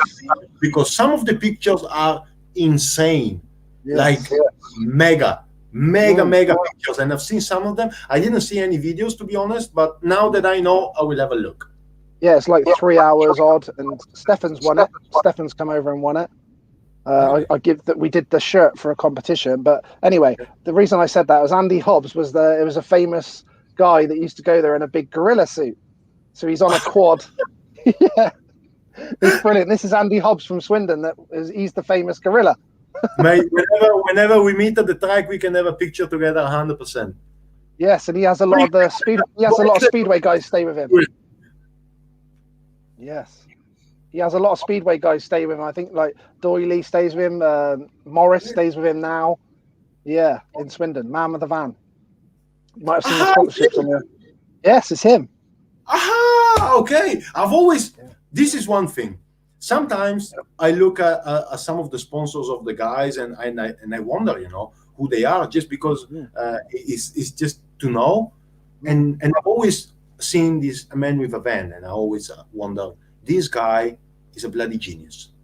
Just to put a man with a van is a bloody genius. The idea of the sticker is fantastic. So I've always wondered. Yeah, I said, if that's one sticker that I could put in my helmet, that's it. Nice to see. Nice to know who it is. Maybe we can arrange this. 100%. There we go, Andy. We could have an Italian on the sponsorship list. What do you think? Yeah, and he's in Swindon as well. So yeah, another Swindon guy that's really cool as well. He did motocross. Actually, looking forward to go there. So yeah, nice. What's Charlesy on about? Chocolate Nips, Lewis Bridger. He's lost me with that one. I don't know what that's about. What's that about, Charlesy? He must be having a couple of beers, I tell you. Yeah, and a few. Yeah, he's definitely having a few. I love Charlesy. Actually, I never met him. This is. I think I met him once. I don't know. There you go. He said he's got a really, really nice house. You'd love this pool in that indoors. Woo! I contact him privately. Thanks a lot. I would love to. So then I can see the gorilla suit as well. I want to see that. After then I'll come over there. I'll come there and then I can meet you as well. Okay, only if you bring a 72 gin and we can have it together. And a KFC. Yes, done. Andy, I hope you are into it. We can do it. Done. He will. He's a legend. He's a legend, mate. Honestly, he's into magic tricks and everything. He does it all. I like it. Yeah, very cool. Have you had any regrets from your career to date? Many. Have you had any? Yeah. Yes, many. But the best part of it is realizing that you cannot sit and think about it because you lose time. It's funny because I look at many people I look up to, even outside Speedway and motorsports. I look up to very successful people to understand the mentality, and I realize that not all of them say, of course not, I don't have any regrets, I live the best of them any moment, and which I think is bullshit. Everybody must have some regrets. It's just that they don't want to say it. I feel I have many regrets, but it's just that if them things happen, took me where I am, and where I am, I feel very happy of where I am. Of course, I would be a lot further in front if I made different decisions back then. But if I didn't go to Ipswich, I wouldn't have been sacked. I wouldn't get injured, and then I wouldn't have won the 2 Italian championships in a row afterwards because of my mentality, And now I wouldn't be in the position I am. So of course I do have regrets, many, but I just don't think about them.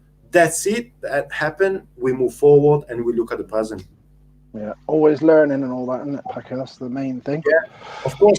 I can say them, of course.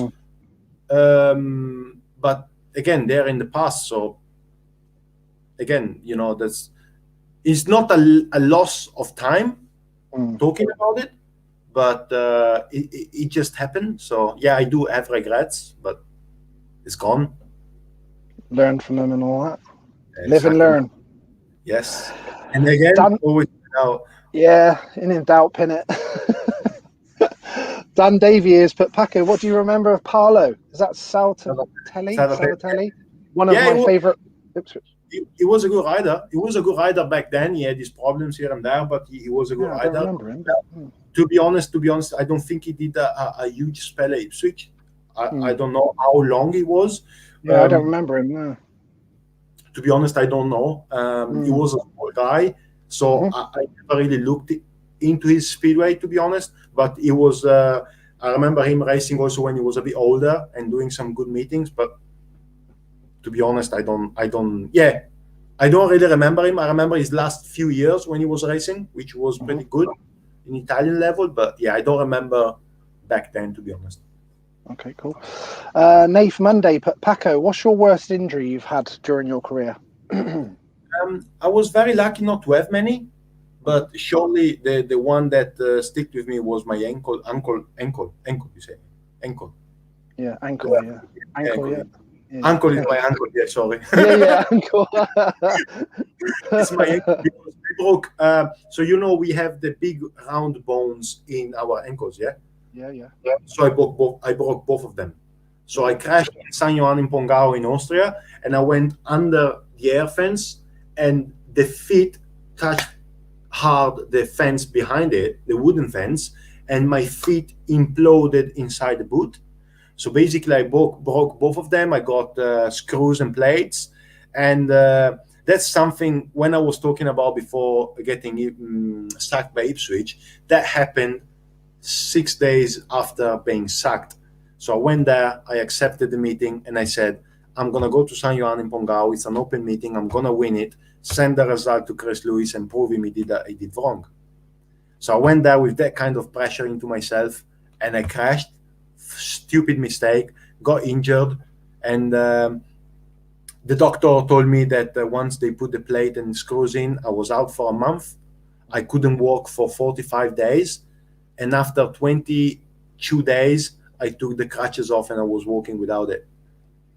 And I said, I'm back into it flat out. And the rest was, whatever happened. Different breed. I of pain, but once we talk about hard work, I never say no. So I just put myself into it. Good man. You've raced a lot, obviously, as a team rider and as an individual. Do you prefer to be part of a team, or do you prefer to be individual? Do you like both, or is there a preference that you prefer? I think I do like a bit more individual because you kind of rely on yourself. Like it did happen in England where I was relying on my teammate to help me a little bit, and it was nearly knocking me off. Because I feel like nowadays, for how the bikes are, the tracks are, and how the riders are nowadays, there's not a lot of team riding as there were in the 90s. If you look the difference, I look a lot of team racing now, and back then, there's not a lot of team riding now. No. So the riders are really racing individually, even if they're racing for a team, if it makes sense. Yeah, okay. So I do prefer racing individually because I do focus on myself, and if there is a mistake, it's on me. But of course, I'm that guy that I'm not into. So I'm not that good into team riding because I never had the chance to do a lot of it. That makes sense. In England, it's the same, because English tracks with all the good heart, but. All the good positive things we can say about England, but surely the good tracks aren't there. I mean, there are not too many. Surely that's one thing that if I would personally change in England, the first thing I would do is improve the tracks, because the ladder, I think, is very simple. Good tracks makes good racing because the riders feel safe in it, so they push the limit. Once you have good racing, people want to see it. When the people come in, they pay tickets, so there's more money, so everybody's happier. It's just a circle. But if you have a bad track, you have a shit meeting, they will not come back next week. I do see it as very simple, but I know that in reality it's very hard. But it comes from small things like having a good track. I like this. Andy's come back on. He's put, Lee, your dad's saying Paco has it. So basically, at the end of each interview, I don't know if you've ever seen, I normally quote my dad, bless him, he passed away a few years ago, but he had a very good saying that I try to stick with over the years. It's basically, it's nice to be important, but it's important to be nice. And he's basically saying that's Paco. Now that you say it, I think I've seen it somewhere, but I cannot remember where in one of your pictures.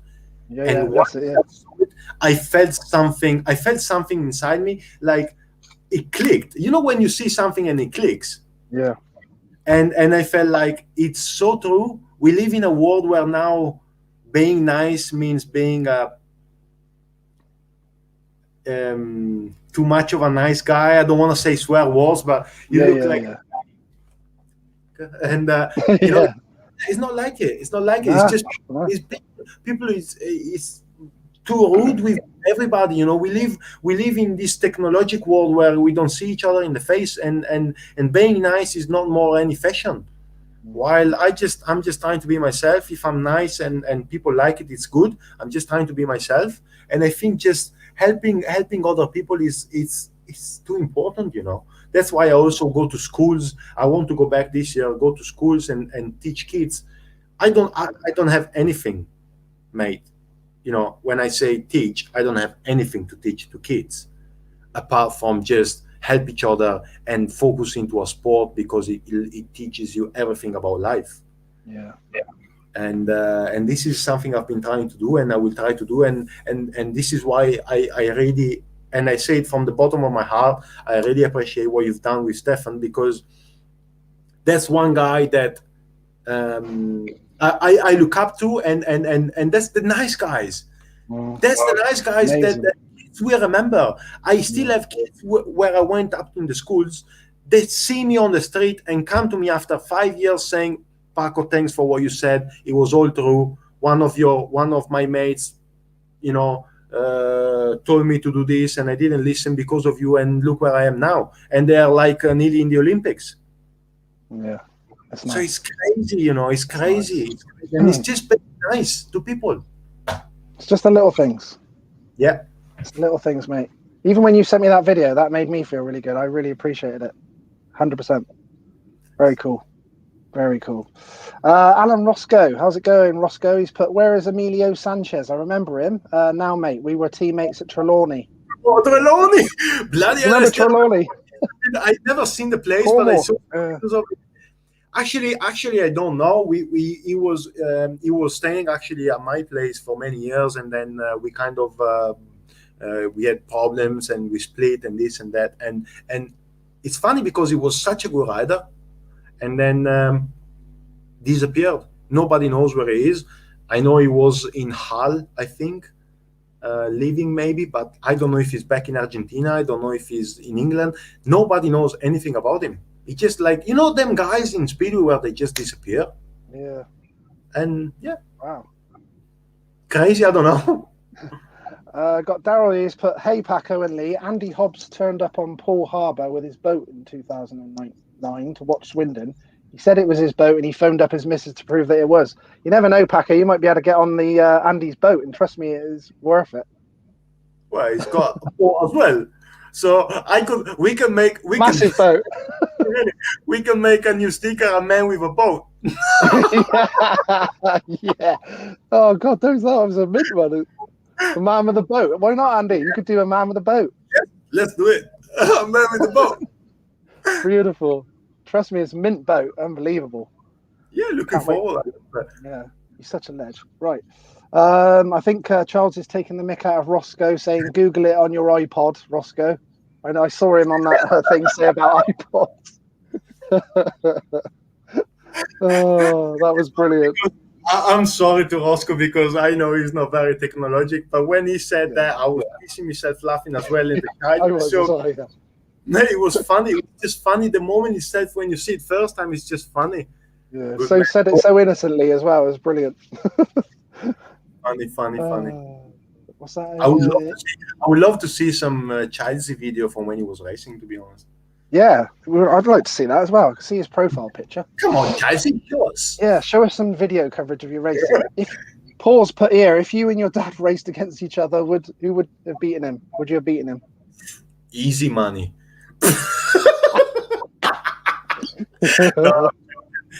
We only had one heat together. Did you? I didn't know this. Yeah, it was back in 2010. It was my first year, and it was one of his last years racing, even, you know, domestic racing, let's say.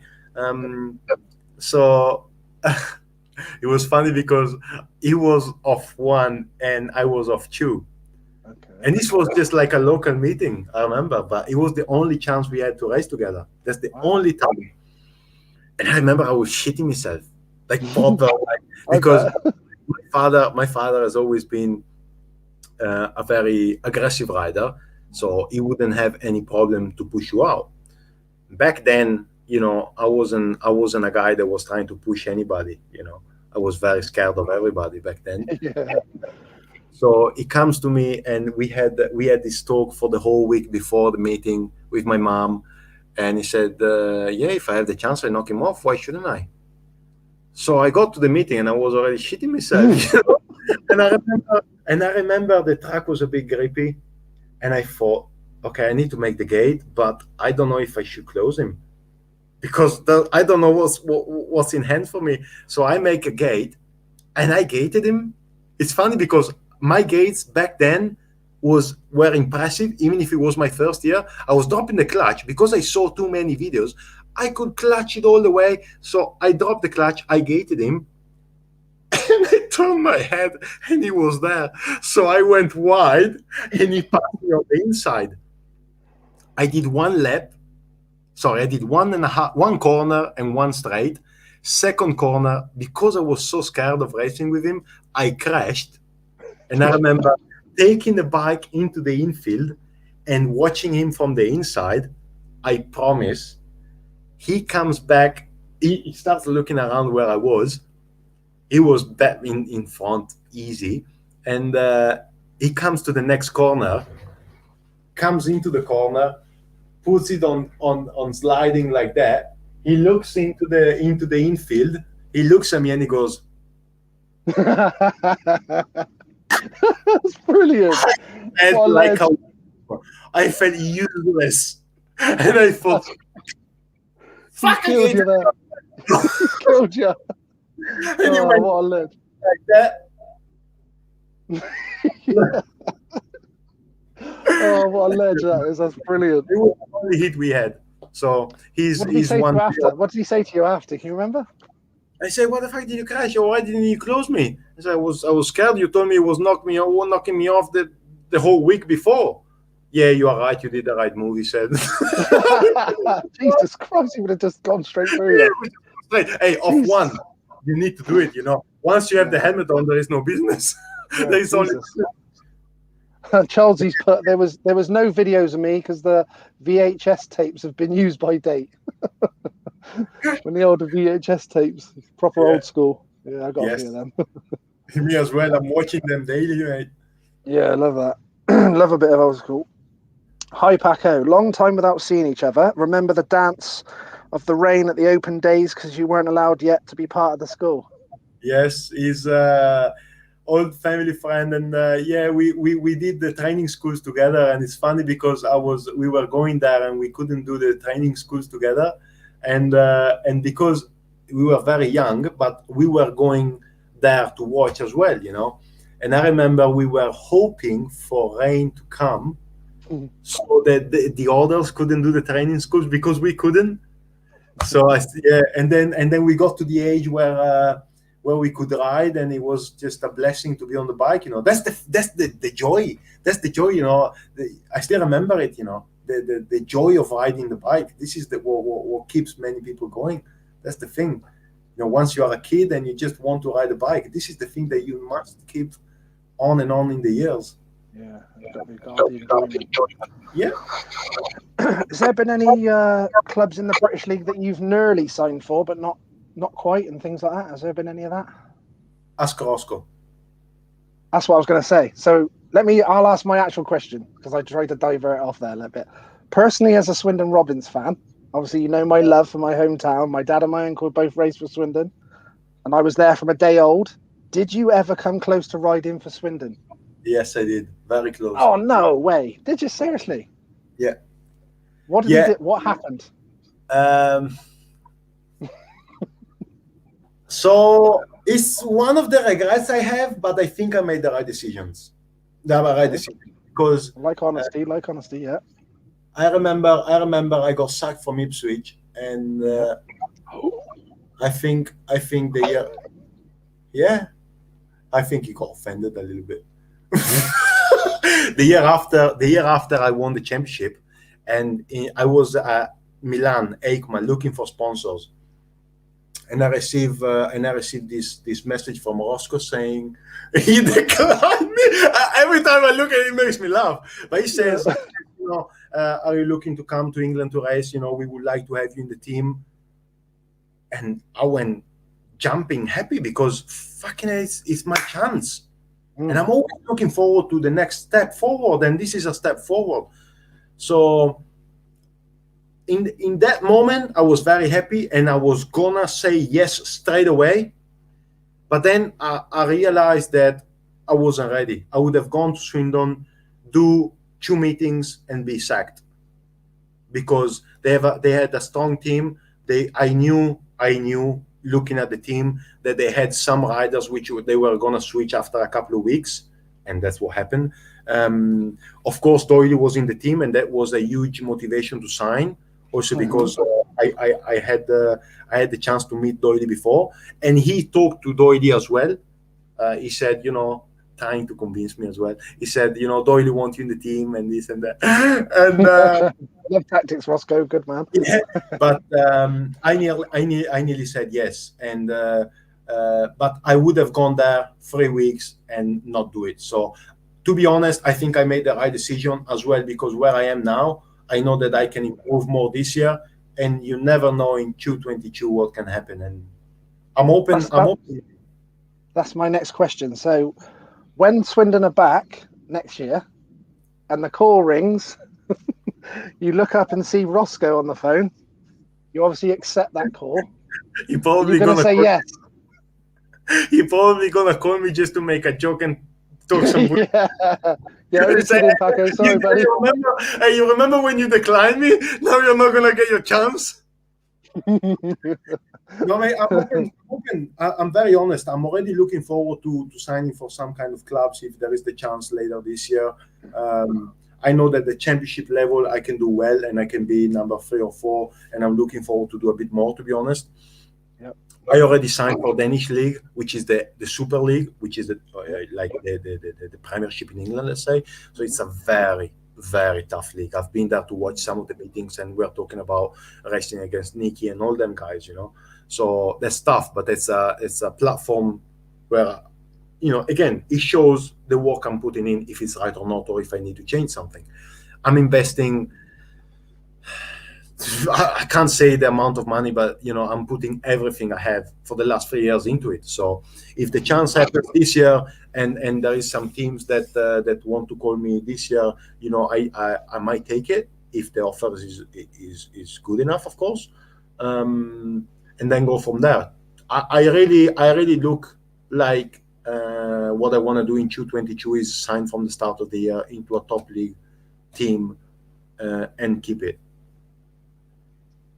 You know, as I said, orange is not my favorite color, but I do like the Swindon Robin suit a lot with the white and black. So you never know. You never know. Yeah, you never know. We'll keep that on ice.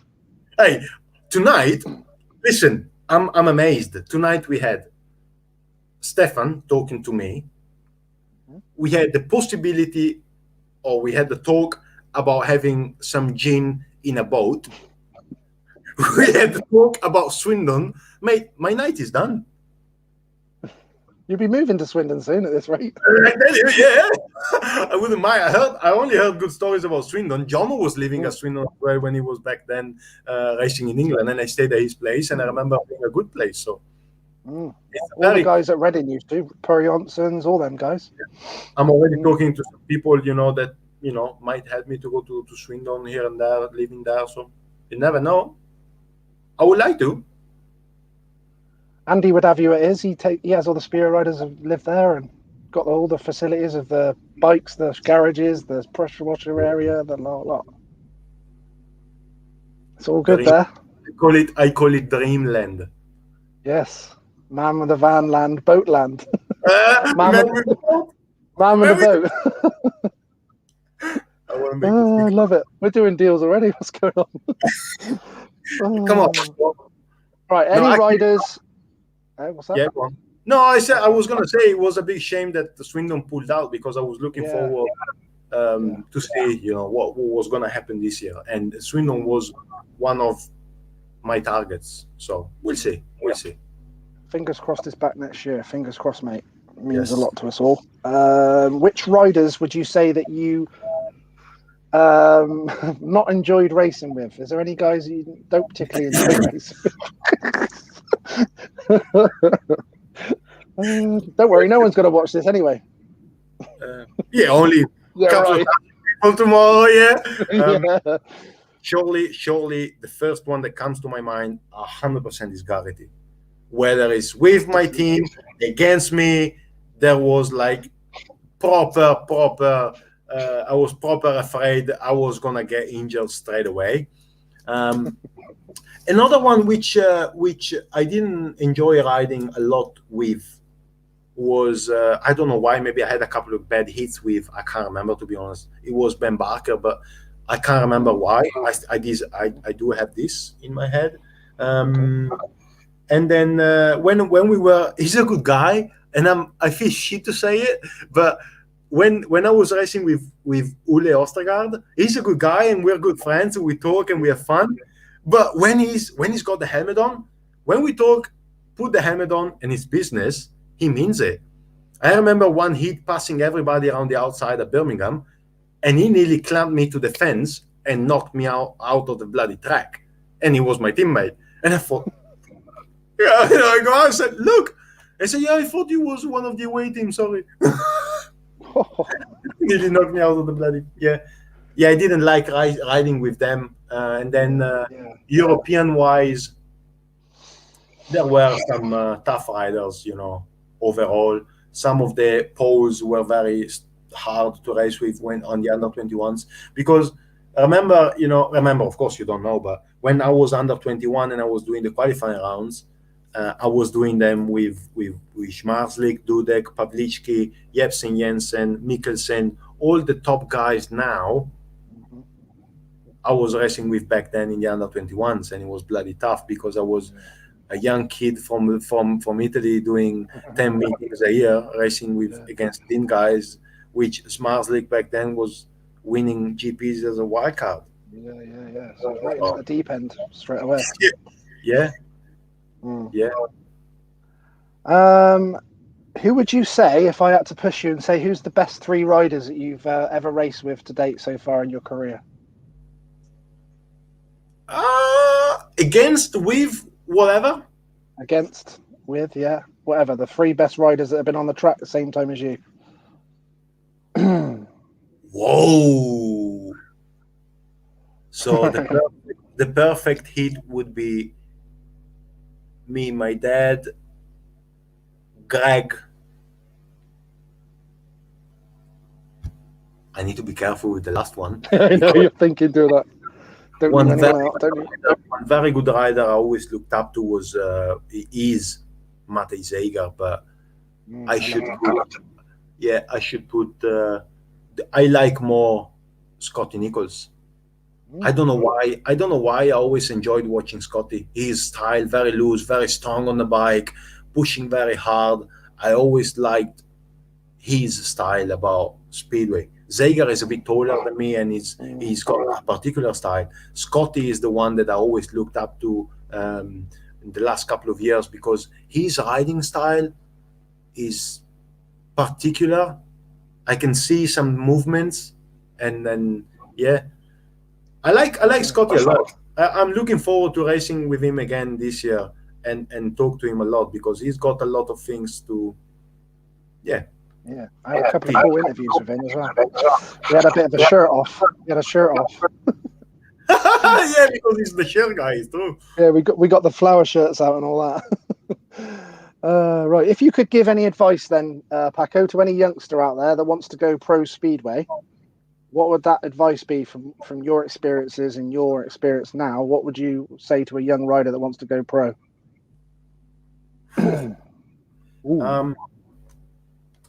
I need to be very careful. Not very careful, but I need to think about the right words, because if there is anybody looking and listening, you can't say just go and enjoy, have fun, and just crash and give it a go. I think the best way is just enjoy the moment of riding the bike, take chances when you are young, because you can learn a lot from them. One of the regrets I have is not taking too many chances on and off the track. Be nice to people, because it's always good, whether something comes back to you or not. And train hard from your first day in, because I've only started training hard in the last couple of years. I wish I had this mentality I have now back 5 years ago when I was like at Ipswich. It would be completely different. Of course, I needed to learn, but the hard-working mentality, the sporting world we are living in now is insanely professional. Like, we got to the point where you go racing National League and they have better bikes than I do. We are talking about having I'm close to England, so I see the English youngsters having what they have with the Team GB and all the rest. Mate, I wish I had that. So take every chance and be on your game straight away and focus. You know, there will be time to party and everything. Of course, I regret not going to many parties, and you know, I had Wolfie asking me to go to party with him and this and that. You know, I didn't go. Of course, I do regret it a little bit, but if it will pay off one day, I will remember it as well. Exactly that. Is there any other sports you enjoy watching? I know you like your Supercross and Motocross. Is there any other? Big fan of the one you got behind you as well, Ken. I'm looking forward to yeah. Yeah, mate. I've been, you know, when we talk about Mantova, I was going there to watch the Starcross back then when he was on the Suzuki. Yeah. Mate, insane. So how good he is. So yeah, Supercross, MMA, a lot of MMA, UFC. I'm into it a lot, big time. I don't talk a lot, but I watch every fight, everything. And a bit of volleyball as well, because my girlfriend plays volleyball big time. She's very good at it. And I'll set her. You know, many nice girls as well, so they can help. You know, not too bad. Yeah. You know, it's 2 wins, but no, it's a nice sport as well. Looks fun as well. And NBA, a lot into NBA. Like NBA, yeah. Yeah, waking up early is good because I can watch games. So. Team you follow? Is there a team you follow? No, I watch. I follow mainly players that I like. Oh, okay. More players then, yeah. I look at how they play, how they talk, you know, how they move. I'm a lot into it. I don't talk a lot. I don't share a lot of my personal life too much, as that shows how much I'm into things. I could talk a lot about it, but I don't. I have small things that I say, but I'm into it a lot. I study a lot. There's a lot of studying. Someone on Andy on Twitter here, Paco, do you get nervous before your first race in a meeting? Yeah, normally I do, and this is why the investment I've put in lately is also into a sport psychologist person, like a sport psychologist, which is helping me a lot into it. Mainly the big meetings, I suffered a lot of tension. I would completely, like back in the day, I would completely zone out and do a shit meeting. You watch Landshut SON. This was the one meeting that I completely went off the charts and just tension. While, you know, English League, Italian Championship, now, you know, the last couple of years I've grown a lot and I'm more controlled.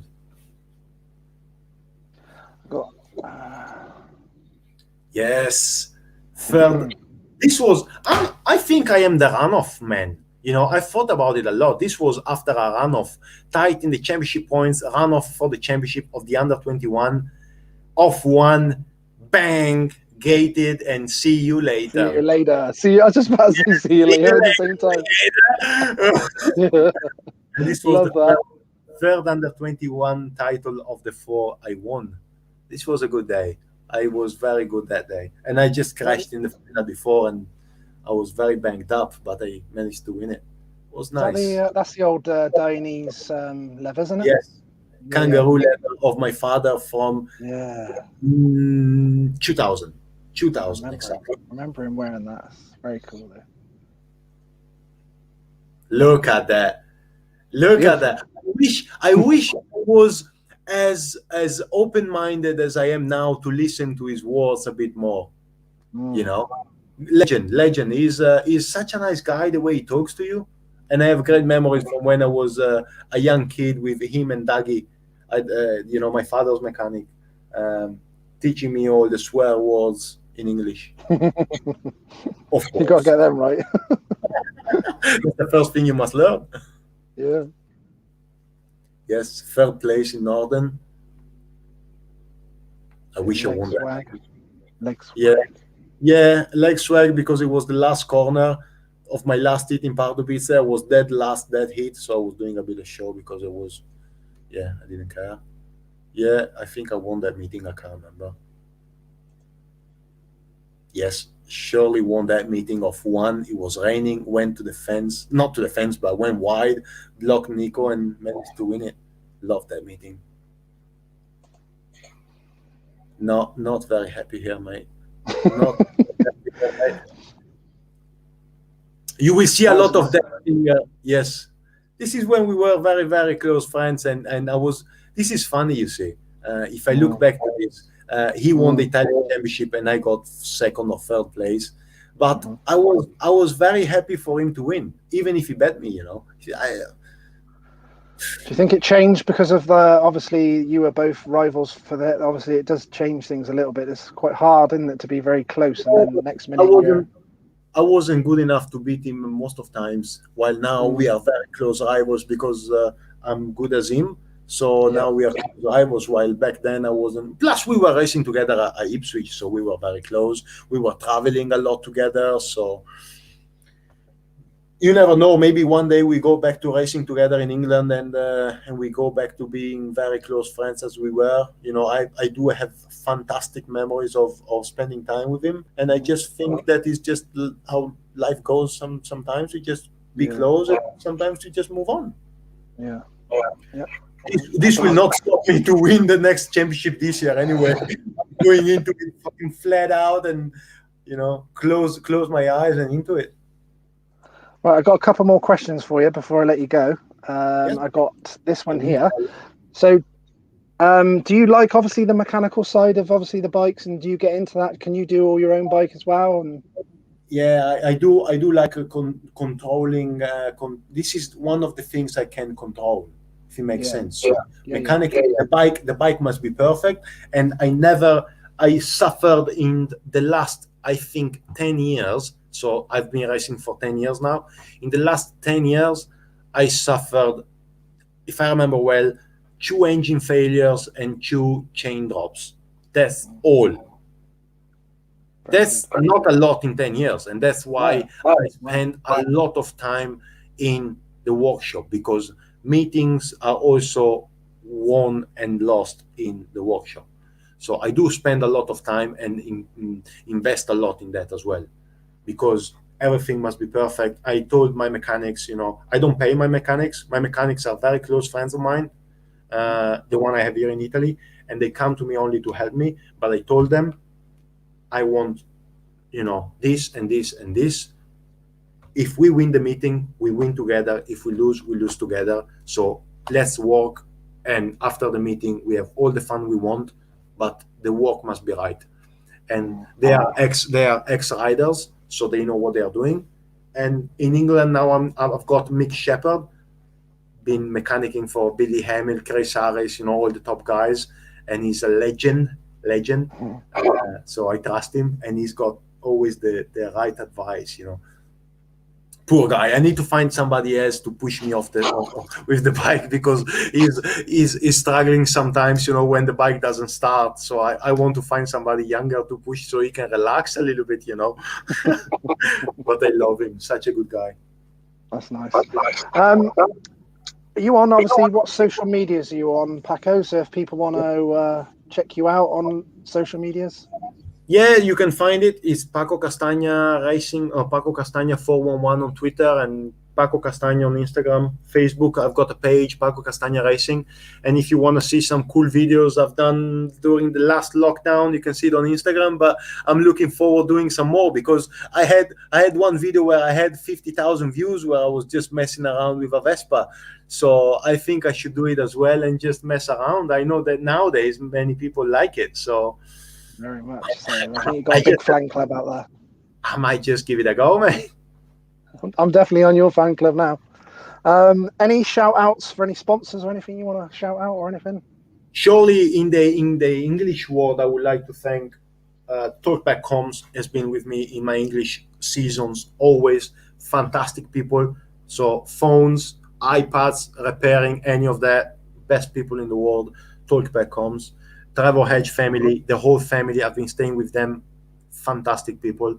Mick Shepherd, because of course, great guys. And there's another couple, and a proper couple, which I'm not going to mention their name, which if they see, they know who they are, and they are the best people in the world and supporting me big time, and many others. But you know, there's good people. I don't like doing a lot of this in public. I would like to thank them in private. Once we sit down and enjoy a nice pasta I make with a nice glass of wine. This is what I like to do. I like that. Mate, I've enjoyed this so much. Oh, man, you tell me. I love you, man. I love you. I love that. If there is any chance of doing it again during the next year, mate, yes. I'm into it. If you have if anybody has any more questions, just pop them in. I'll try to answer when there will be the chance. And I'm looking forward coming to Swindon to live, go on a boat, have a bit of a gin together, and see the gorilla suit. Now I'm looking forward to that for 2021, I tell you. 100%, mate, 100%. Can't wait to meet you in person. It'd be great. Mate, it's been a bloody pleasure. I loved it. Thanks so much. My pleasure's all mine, mate. I really appreciate your time. What a guy you are. And can't wait to see you race, and all the best for the new season, buddy. Mate, thanks a lot. I'm looking forward to it. All the hard work will pay off and the results will come. So you'll be seeing a lot of positive results. Can't wait. All the best, Paco. Take it easy, buddy. Thank you, mate. Ciao, ciao to everybody. It's been a blast. Thank you. Ciao, ciao. Top man. Thank you very much. Yes. 2 hours with Paco Castagna. Boom. I love it, Paco. Get in. What a guy. I know you guys loved him. I told you he was getting married. Pete's still coming up. Told you getting married. What a guy. What a ledge. Love Paco. We're going to sort him right out in Swindon. Going to hook him up. We're going to hook him right up in Swindon. I'll be ringing you soon, Paco, with about 10 more sponsors.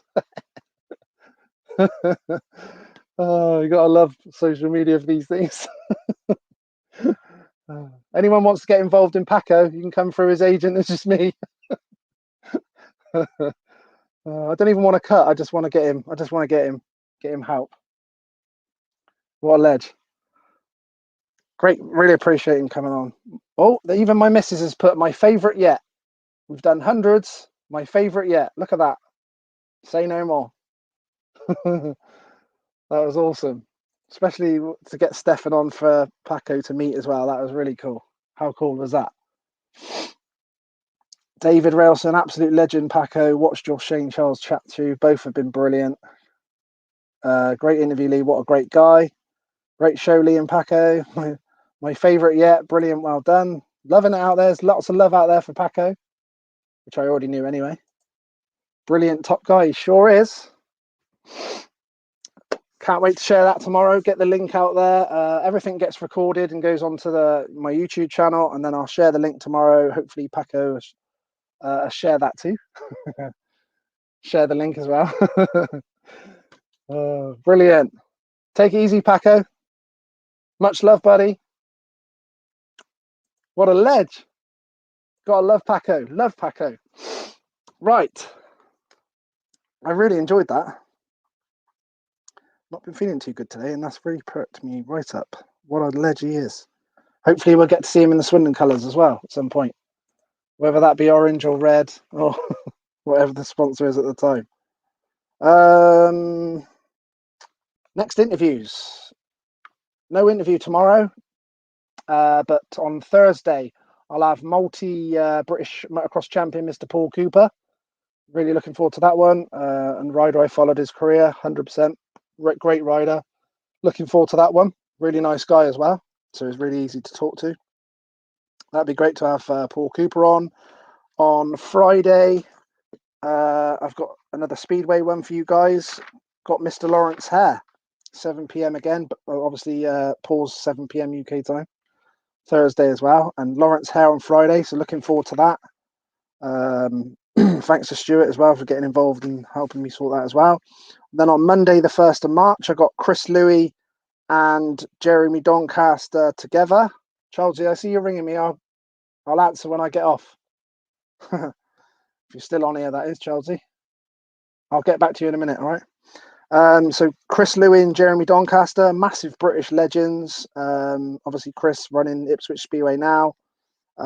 Awesome. Chris Louis is a 2-time British champion, world under-21 champion, former world number 3. Jeremy Doncaster was also a former number 3 in the one-off world finals, world team cup winner with Team GB, overseas champion. Both absolute legends of laughing.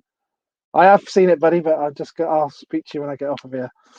And yeah, I'll can't wait for that one with Jeremy Doncaster and Chris Louis. It'd be really cool.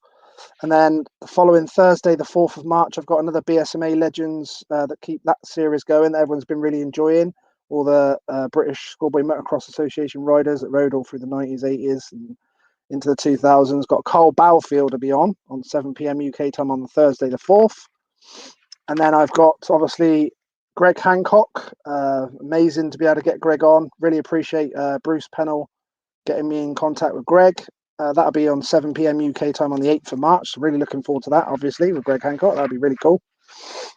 And then I'm arranging a few others that I will get back to you on. Also, on the bike competition, if you want to message me, guys, as soon as on the tickets. I've got about 60, 70 tickets gone already. Shane Diary's full. Adam Winslet, no KFC BSME champion. You're on a comeback. Yeah,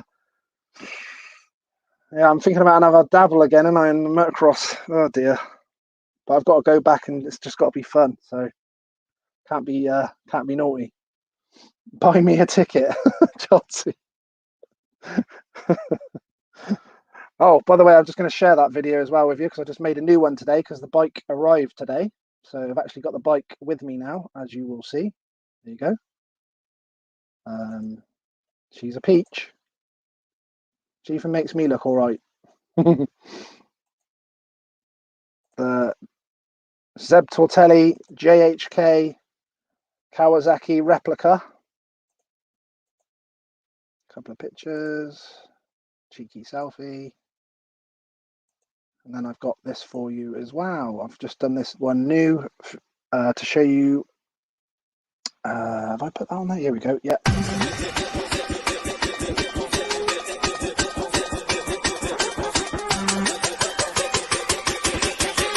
Wait, you want some more?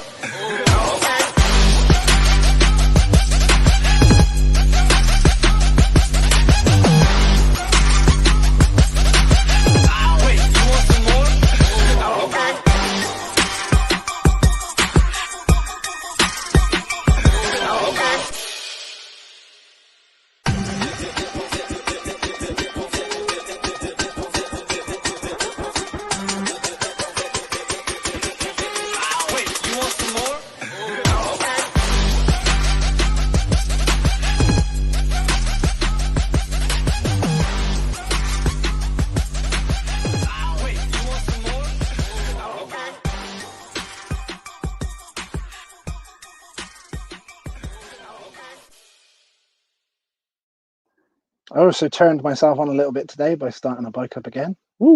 It's the 5th bike, so I've got to start another bike. Got my right hand on it. And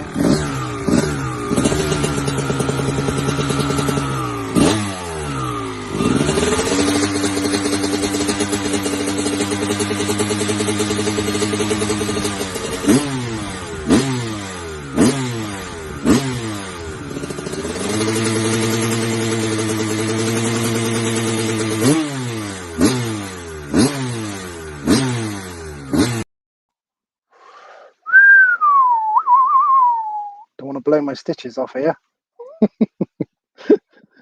And don't forget to follow, like, share all my stuff. If you can get in my Facebook group, it'd be really appreciated. And when you go in my Facebook group, you can invite to any family and friends.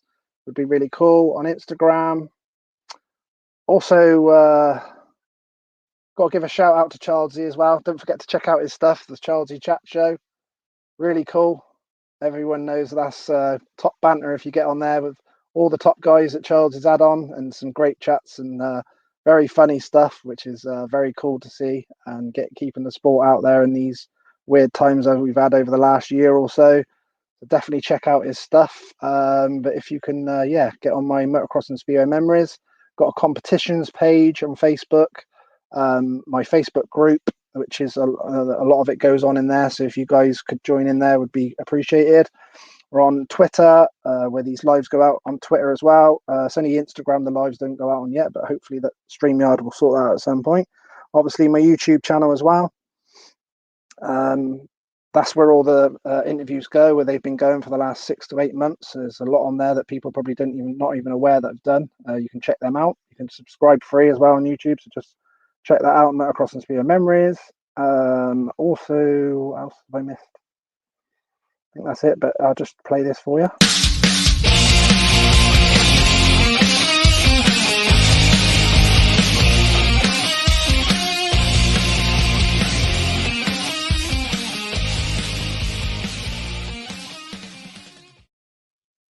Also, my website, that's what I forgot to remember, www.mxspeedwaymemories.co.uk. There's normally a big countdown on the front page, counting down to the next big interview.